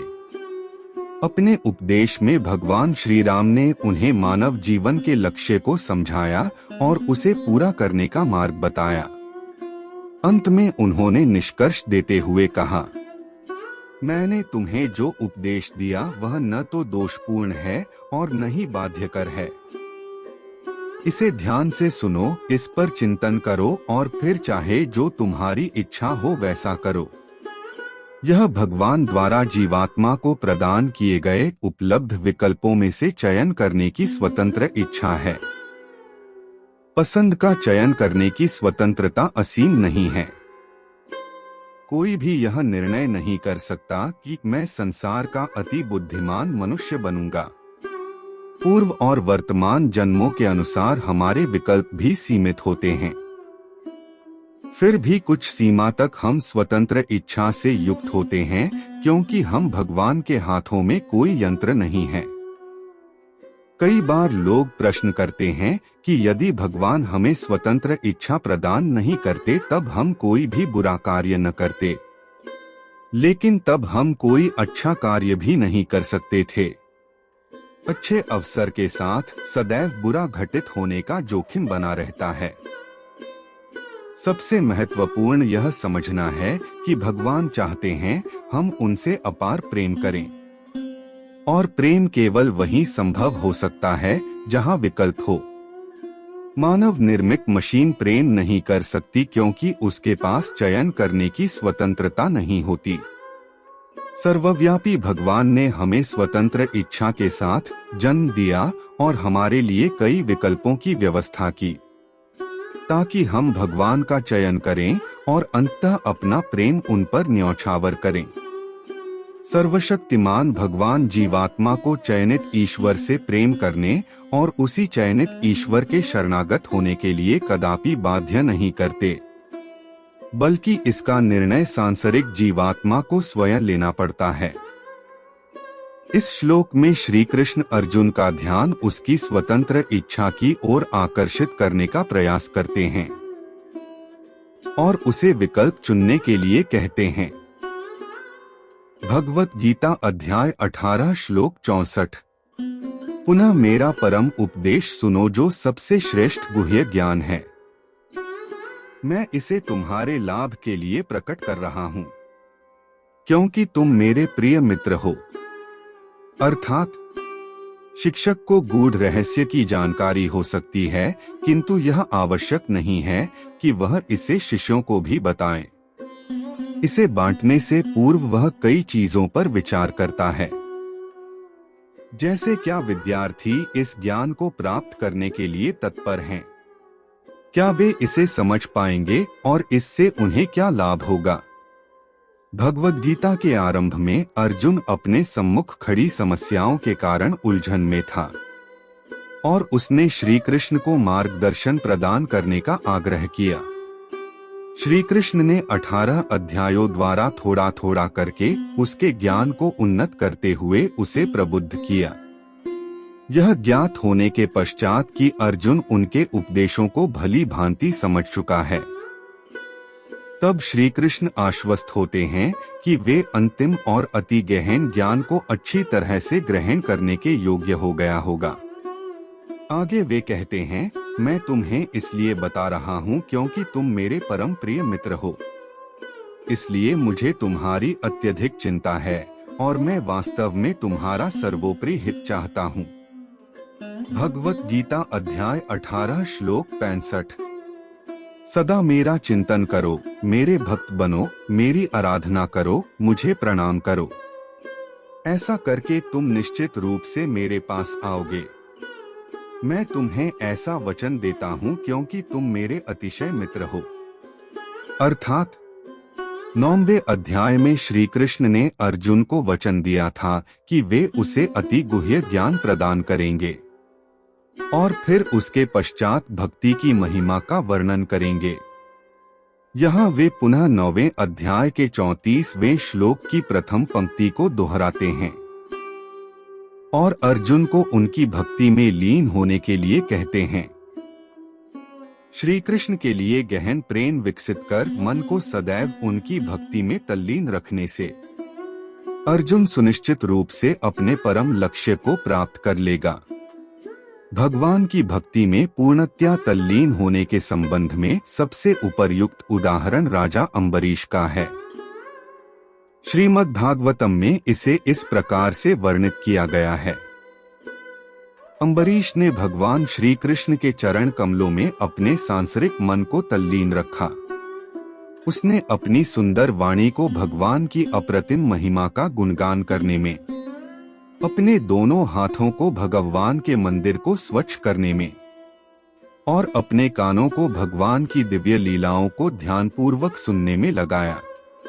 उसने अपनी आंखों को भगवान की मूर्ति देखने, अपने शरीर के अंगों से भक्तों के शरीर को स्पर्श करने, अपनी नासिका को भगवान के चरण कमलों में अर्पित तुलसी की सुगंध को सूंघने में, अपनी जिह्वा को भगवान को अर्पित प्रसाद के अवशेषों का स्वाद चखने, अपने पांवों को भगवान के तीर्थ स्थानों की यात्रा करने में और अपने शीश को भगवान के चरणों में झुकाने में लगाया। उन्होंने सभी प्रकार की सामग्रियों जैसे फूल, माला और चंदन की लकड़ियां भगवान की सेवा में अर्पित की। उन्होंने यह सब किसी निजी स्वार्थ के लिए नहीं किया, बल्कि शुद्धिकरण द्वारा केवल भगवान की निस्वार्थ सेवा प्राप्त करने के लिए किया। सच्चे हृदय से भगवान की भक्ति में लीन होने का उपदेश सभी शास्त्रों का सार है और सभी प्रकार के ज्ञान से श्रेष्ठ है। तथापि श्री कृष्ण द्वारा प्रकट यह ज्ञान अति गुह्य नहीं था, क्योंकि वे पहले भी इसका उल्लेख कर चुके हैं। अब वे अगले श्लोक में इस परम रहस्य को प्रकट करेंगे। भगवत गीता अध्याय 18 श्लोक 66। सभी प्रकार के धर्मों का परित्याग करो और केवल मेरी शरण ग्रहण करो। डरो मत, मैं तुम्हें समस्त पाप कर्मों की प्रतिक्रियाओं से मुक्त कर दूंगा। अर्थात इन सब निर्देशों के अतिरिक्त श्री कृष्ण अर्जुन को एक साथ दो काम करने के लिए कहते हैं। वह अपने मन को भक्ति में तल्लीन करे और योद्धा के रूप में शरीर से अपने सांसारिक कर्तव्यों का निर्वहन करे। इस प्रकार से वे अर्जुन से यह चाहते थे कि वह अपने क्षत्रिय धर्म का त्याग न करे, लेकिन साथ साथ भक्ति भी करता रहे। यह कर्मयोग का सिद्धांत है। अपने इस उपदेश के उत्क्रम में अब श्री कृष्ण कहते हैं कि अपने सांसारिक धर्मों का पालन करने की भी कोई आवश्यकता नहीं है। अर्जुन सभी सांसारिक कर्तव्यों का त्याग कर सकता है और केवल भगवान की शरणागति प्राप्त कर सकता है। यह कर्म संन्यास का सिद्धांत है। यहाँ कोई यह प्रश्न कर सकता है कि यदि हम अपने समस्त सांसारिक धर्मों का त्याग करते हैं, तब फिर क्या हमें पाप नहीं लगेगा? श्री कृष्ण अर्जुन को कहते हैं कि डरो मत, वे उसे सभी पापों से दोष मुक्त कर देंगे और उसे भौतिक अस्तित्व से भी मुक्ति प्रदान करेंगे। श्री कृष्ण के उपदेश को समझने के लिए हमें धर्म के अर्थ को जानना चाहिए। यह शब्द ध्री धातु से बना है, जिसका अर्थ धारण करने योग्य या उत्तरदायित्व, कर्तव्य, विचार और वे कार्य जो हमारे लिए उपयुक्त है। वास्तव में दो प्रकार के धर्म हैं, शारीरिक धर्म और आध्यात्मिक धर्म। ये दोनों प्रकार के धर्म आत्मा को समझने की दो विभिन्न धारणाओं पर आधारित हैं। जब हम शरीर के रूप में अपनी पहचान करते हैं, तब हमारी शारीरिक उपाधियों, दायित्वों, कर्तव्यों और नियमों के अनुसार हमारा धर्म निर्धारित होता है।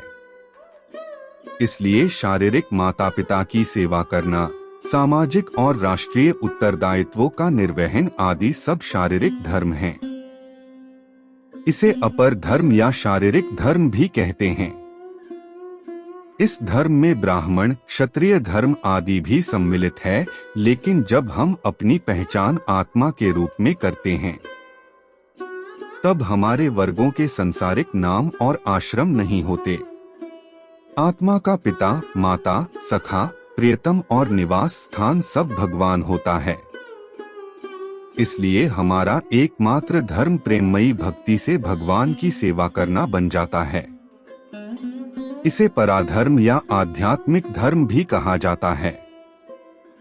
यदि कोई शारीरिक धर्म का त्याग करता है, तब इसे कर्तव्य से विमुख होने के कारण पाप माना जाता है। लेकिन जब कोई अपने शारीरिक धर्म का त्याग करता है और आध्यात्मिक धर्म का आश्रय लेता है, तब इसे पाप नहीं माना जाता है। श्रीमद् भागवतम में इस प्रकार का वर्णन किया गया है।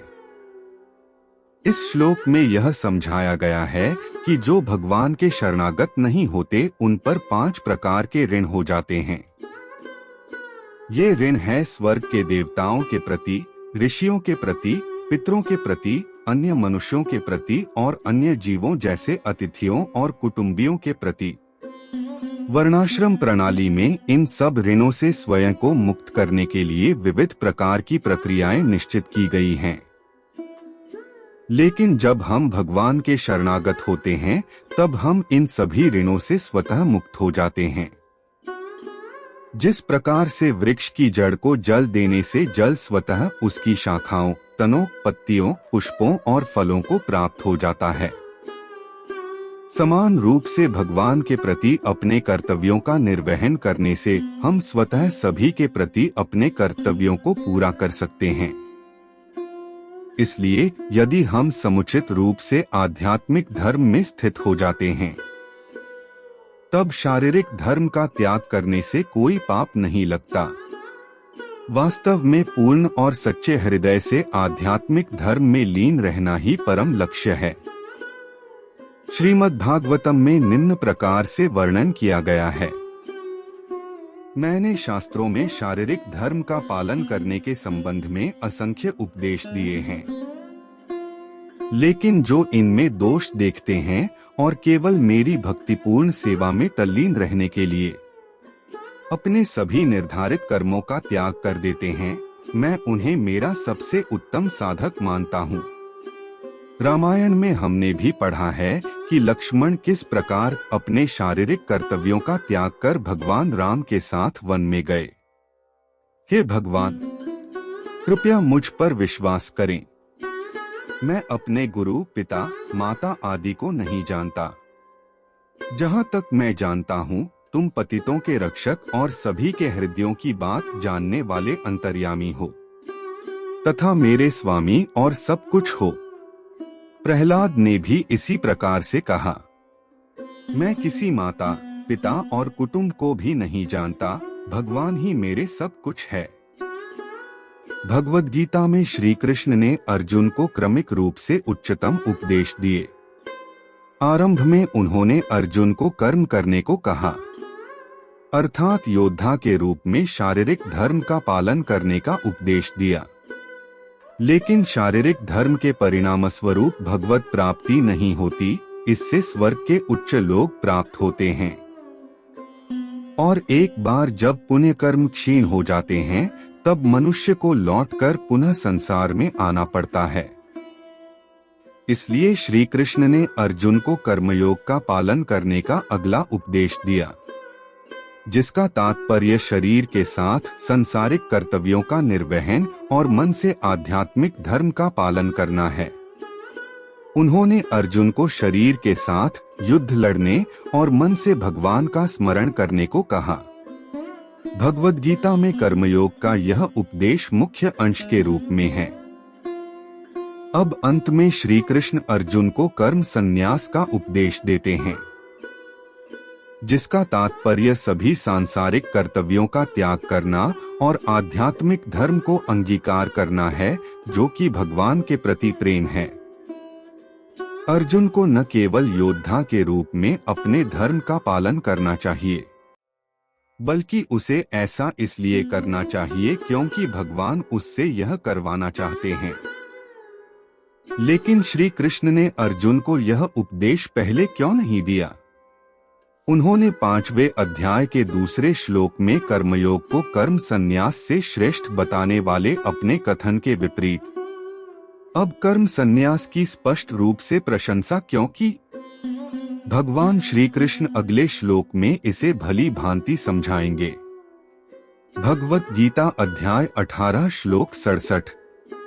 यह उपदेश उन्हें कभी नहीं सुनाना चाहिए जो न तो संयमी है और न ही उन्हें जो भक्त नहीं है। इसे उन्हें भी नहीं सुनाना चाहिए जो आध्यात्मिक विषयों को सुनने के इच्छुक नहीं हैं। और विशेष रूप से उन्हें भी नहीं सुनाना चाहिए जो मेरे प्रति द्वेष रखते हैं। अर्थात पिछले अध्याय में श्री कृष्ण ने यह समझाया था कि यदि कोई भगवान की प्रेममयी भक्ति में स्थित हो जाता है, तब सांसारिक कर्तव्यों का त्याग करने से कोई पाप नहीं लगता। लेकिन इस उपदेश के साथ एक समस्या है। यदि हम अभी तक भगवान की प्रेममयी भक्ति में स्थित नहीं हो पाए हैं और अपरिपक्व अवस्था में अपने सांसारिक दायित्वों से विमुख हो जाते हैं, तब हम न तो इस लोक के और न ही परलोक के रहेंगे।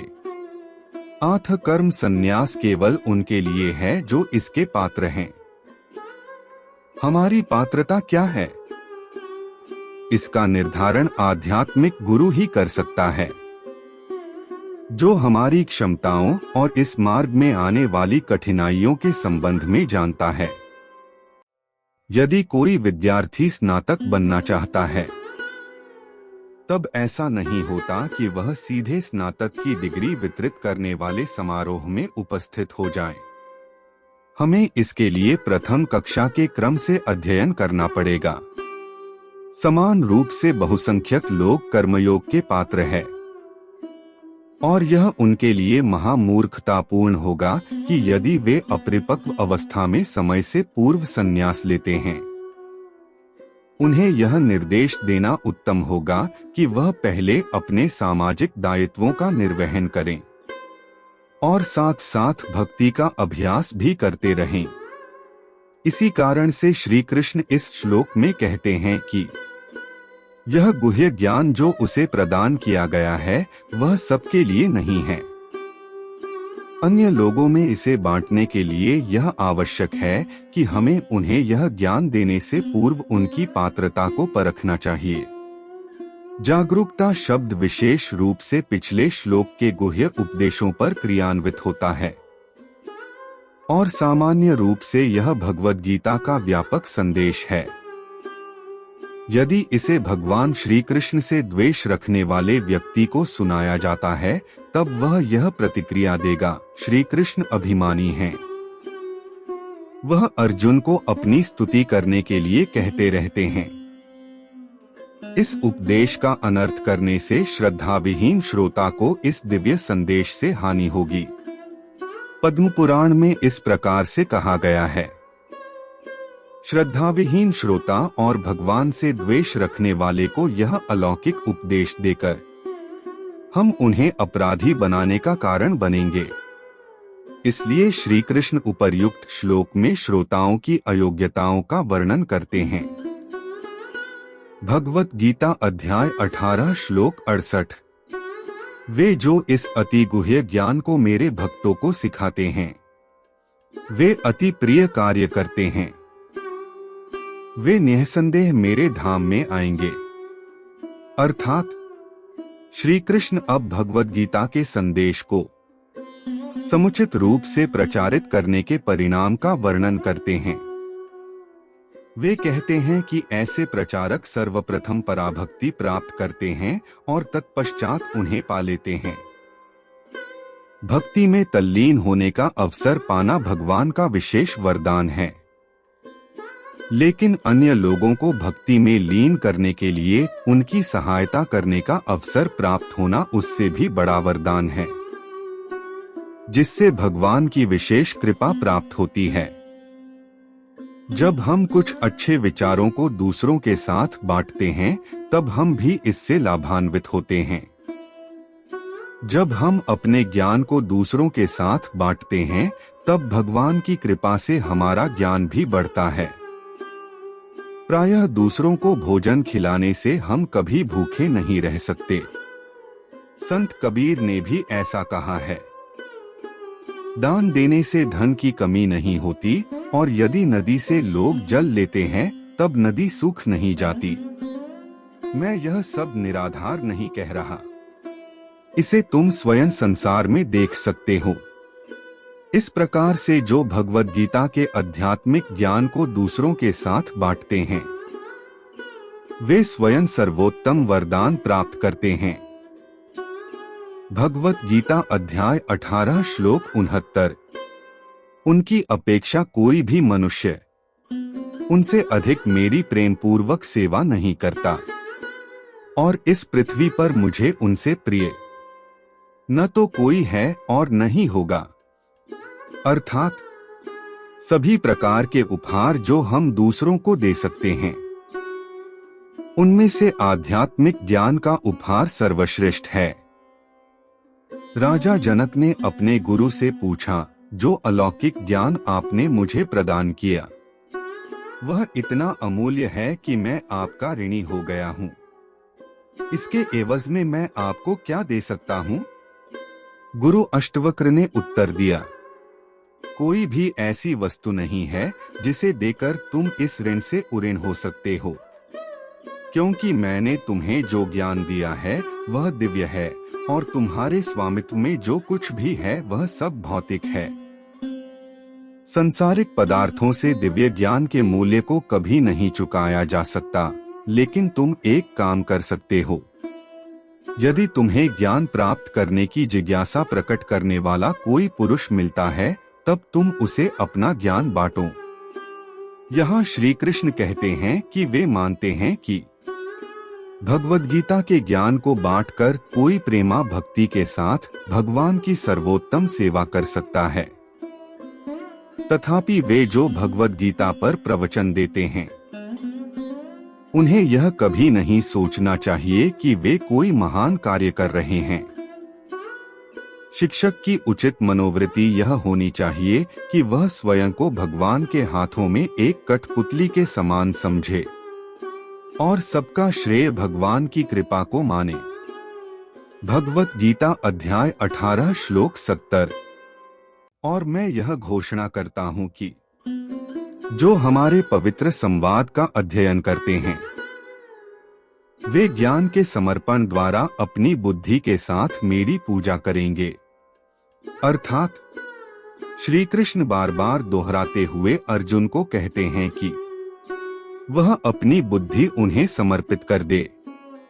इसका तात्पर्य यह नहीं है कि हम अपनी बुद्धि का प्रयोग करना बंद कर दें, बल्कि इसके विपरीत इसका अर्थ यह है कि हम अपनी उत्कृष्ट क्षमता के साथ अपनी बुद्धि का प्रयोग हमारे लिए जो भगवान की इच्छा है उसकी पूर्ति के लिए करेंगे।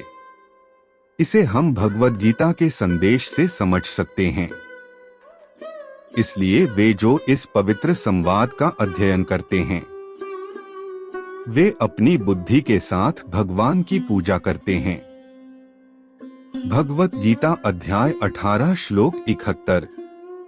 वे जो श्रद्धायुक्त तथा द्वेष रहित होकर केवल इस ज्ञान को सुनते हैं वे पापों से मुक्त हो जाते हैं और मेरे पवित्र लोकों को पाते हैं, जहां पुण्य आत्माएं निवास करती हैं। अर्थात सभी ऐसी बुद्धि से संपन्न नहीं होते कि वे श्री कृष्ण और अर्जुन के बीच के संवादों के गहन अर्थ को समझ सकें। यहाँ श्री कृष्ण कहते हैं कि यदि ऐसे मनुष्य जो श्रद्धायुक्त होकर केवल इन्हें सुनते ही हैं, तब उन्हें भी इसका लाभ प्राप्त होगा। जगतगुरु शंकराचार्य के शिष्य सानंद की कथा से इस विषय को समझा जा सकता है। वह अनपढ़ था और अन्य शिष्यों के समान अपने गुरु के उपदेशों को समझ नहीं सकता था, लेकिन जब शंकराचार्य अपना प्रवचन देते थे तब वह ध्यानपूर्वक और श्रद्धायुक्त होकर उन्हें सुनता था। एक दिन वह नदी दिन के दूसरे तट पर अपने गुरु के वस्त्र धो रहा था। कक्षा का समय होने पर अन्य शिष्यों ने प्रार्थना की, गुरुजी, कृपया कक्षा आरंभ करें।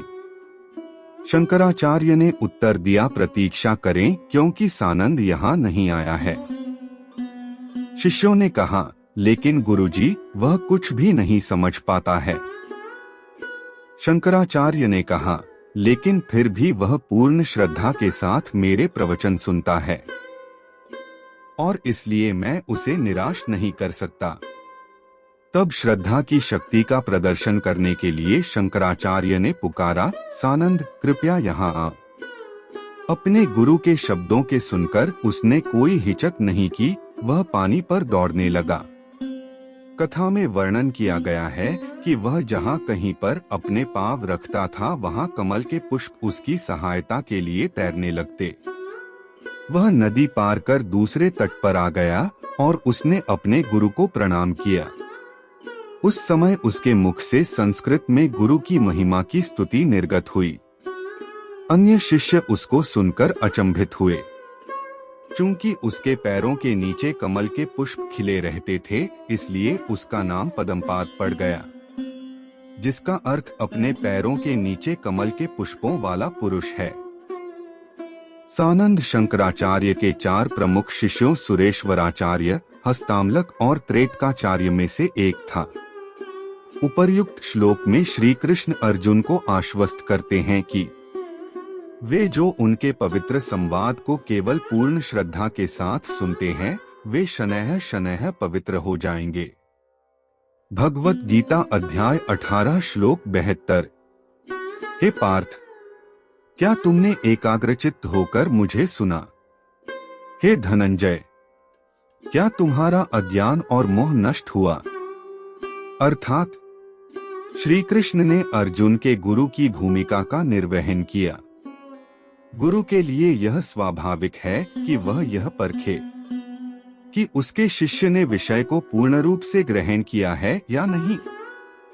श्री कृष्ण के प्रश्न करने का अभिप्राय यह था कि यदि अर्जुन इस ज्ञान को समझ नहीं पाया, तब ऐसी स्थिति में वे उसे पुनः विस्तार पूर्वक समझाने के लिए तैयार हैं।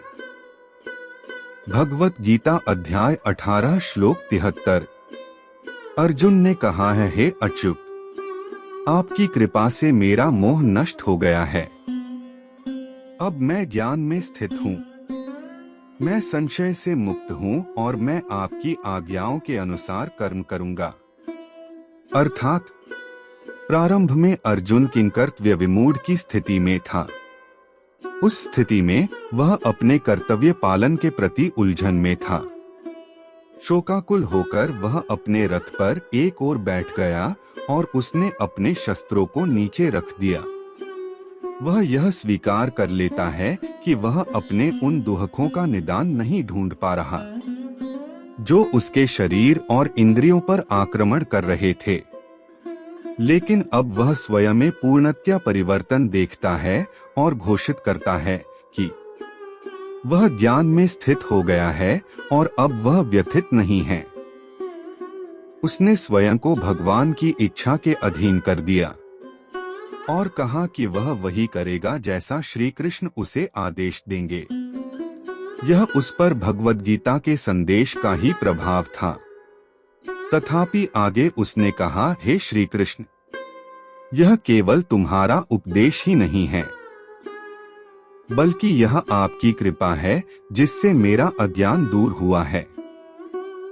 लौकिक ज्ञान में कृपा की आवश्यकता नहीं होती। हम शिक्षण संस्थानों को या शिक्षकों को शुल्क देकर ज्ञान प्राप्त कर सकते हैं, लेकिन आध्यात्मिक ज्ञान का क्रय विक्रय नहीं किया जा सकता।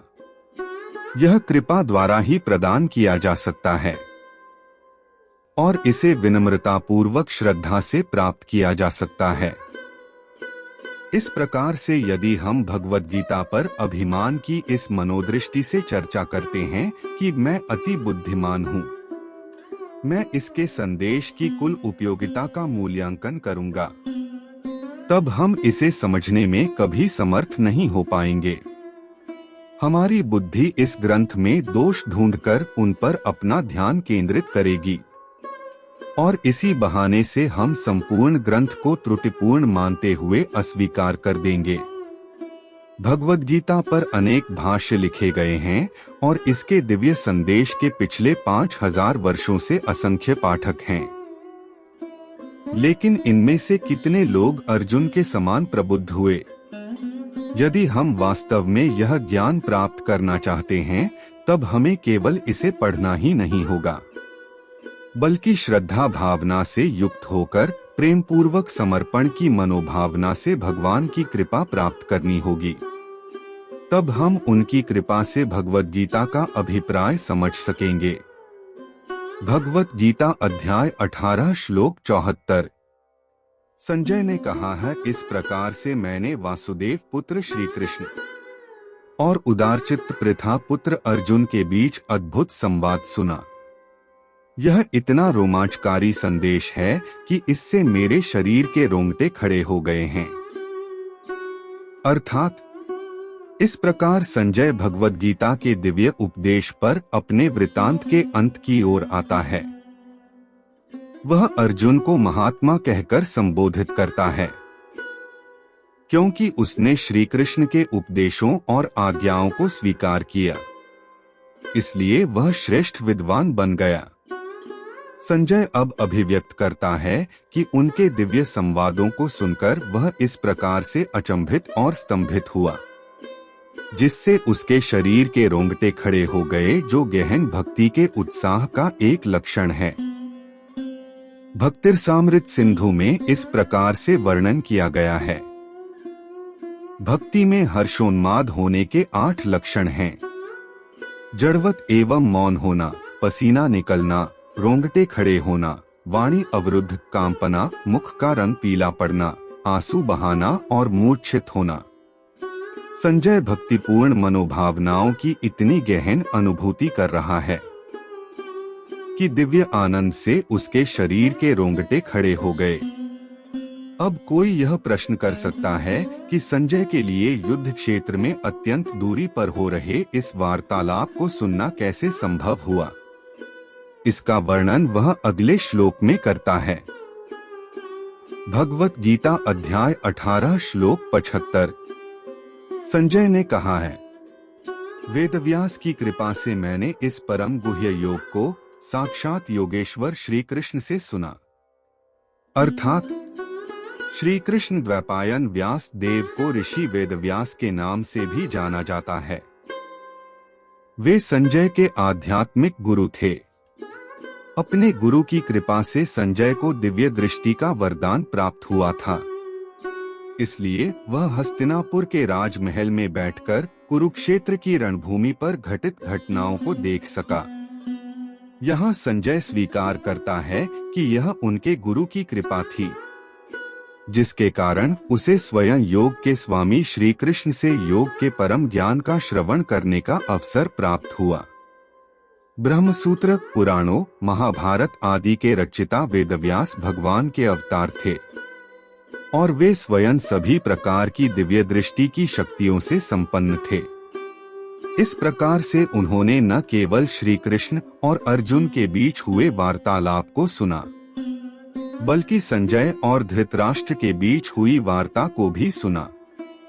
अतः उन्होंने भगवद गीता का संकलन करते हुए दोनों के संवादों को भी सम्मिलित किया। भगवद गीता अध्याय 18 श्लोक 76। हे राजन, जब जब मैं परमेश्वर श्री कृष्ण और अर्जुन के बीच हुए इस चकित कर देने वाले अद्भुत संवाद का स्मरण करता हूँ, तब तब मैं पुनः पुनः हर्षित होता हूँ। अर्थात आध्यात्मिक अनुभूति ऐसा आनंद प्रदान करती है जो सकल सांसारिक सुखों से कई गुना अधिक आनंद और संतोष प्रदान करता है। संजय ऐसे सुख से प्रमुदित हो रहा था और इसे वह धृतराष्ट्र के साथ भी बांटता है। अद्भुत संवाद को ध्यान में रखकर और उसका स्मरण करके उसे दिव्य आनंद की अनुभूति हो रही है, जिससे इस ग्रंथ में निहित ज्ञान की प्रतिष्ठा और भगवान की लीला, जिसका संजय साक्षी था, की दिव्यता प्रकट होती है। भगवत गीता अध्याय 18 श्लोक 77। भगवान श्री कृष्ण के अति विस्मयकारी विश्व रूप का स्मरण कर मैं अति चकित और बार बार हर्ष से रोमांचित हो रहा हूँ। अर्थात अर्जुन को भगवान श्री कृष्ण की कृपा से उनके विराट रूप का दर्शन करने के लिए दिव्य दृष्टि प्राप्त हुई थी, जिसे विरले योगी ही देख सके। श्री कृष्ण ने अर्जुन से कहा था कि वे उसे अपना विराट रूप दिखा रहे हैं, क्योंकि अर्जुन उनका भक्त और सखा था और इसलिए वह उनका अति प्रिय था।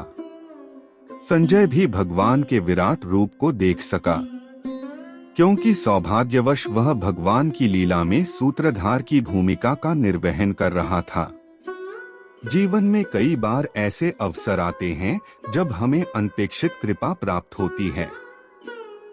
यदि हम उचित ढंग से इसका प्रयोग करते हैं, तब हम तीव्रता से अपनी साधना में उन्नति करते हैं। संजय ने जो देखा उसका वह बार बार चिंतन कर रहा है और भक्ति की धारा में बह रहा है। भगवत गीता अध्याय 18 श्लोक 78। जहाँ योग के स्वामी श्री कृष्ण और श्रेष्ठ धनुर्धर अर्जुन हैं, वहाँ निश्चित रूप से अनंत ऐश्वर्य, विजय, समृद्धि और नीति होती है, ऐसा मेरा निश्चित मत है। अर्थात इस गहन कथन को संप्रेषित करते हुए भगवद गीता इस श्लोक के साथ समाप्त होती है। धृतराष्ट्र युद्ध के परिणाम से भयभीत था। संजय उसे सूचित करता है कि सापेक्ष शक्ति और दोनों पक्षों की सेना के सैनिकों की संख्या का भौतिक आकलन करना व्यर्थ है। इस युद्ध का एक ही निर्णय हो सकता है कि विजय सदैव उसी पक्ष की होगी जहां भगवान और उसके सच्चे भक्त हैं, और इसलिए अच्छाई, प्रभुता, समृद्धि और प्रचुरता भी वहीं होगी। भगवान स्वतंत्र, स्वयं निर्वाहक एवं संसार के संप्रभु हैं और श्रद्धा तथा पूजा के परम लक्ष्य हैं। उनके बराबर कोई नहीं, कोई भी उनसे बड़ा नहीं। तात्पर्य यह है कि उनसे बड़ा तो दूर उनके समान ही कोई नहीं दिखता। अपनी अतुलनीय महिमा को प्रकट करने के लिए उन्हें एक माध्यम की आवश्यकता होती है। जो जीवात्मा उनके शरणागत होती है, उसे वे अपनी महिमा मंडित करने के लिए दिव्य शरीर प्रदान करते हैं। इसलिए परमेश्वर और उनके सच्चे भक्त जहां उपस्थित रहते हैं, वहां परम सत्य का प्रकाश सदैव असत्य के अंधकार को परास्त कर देता है।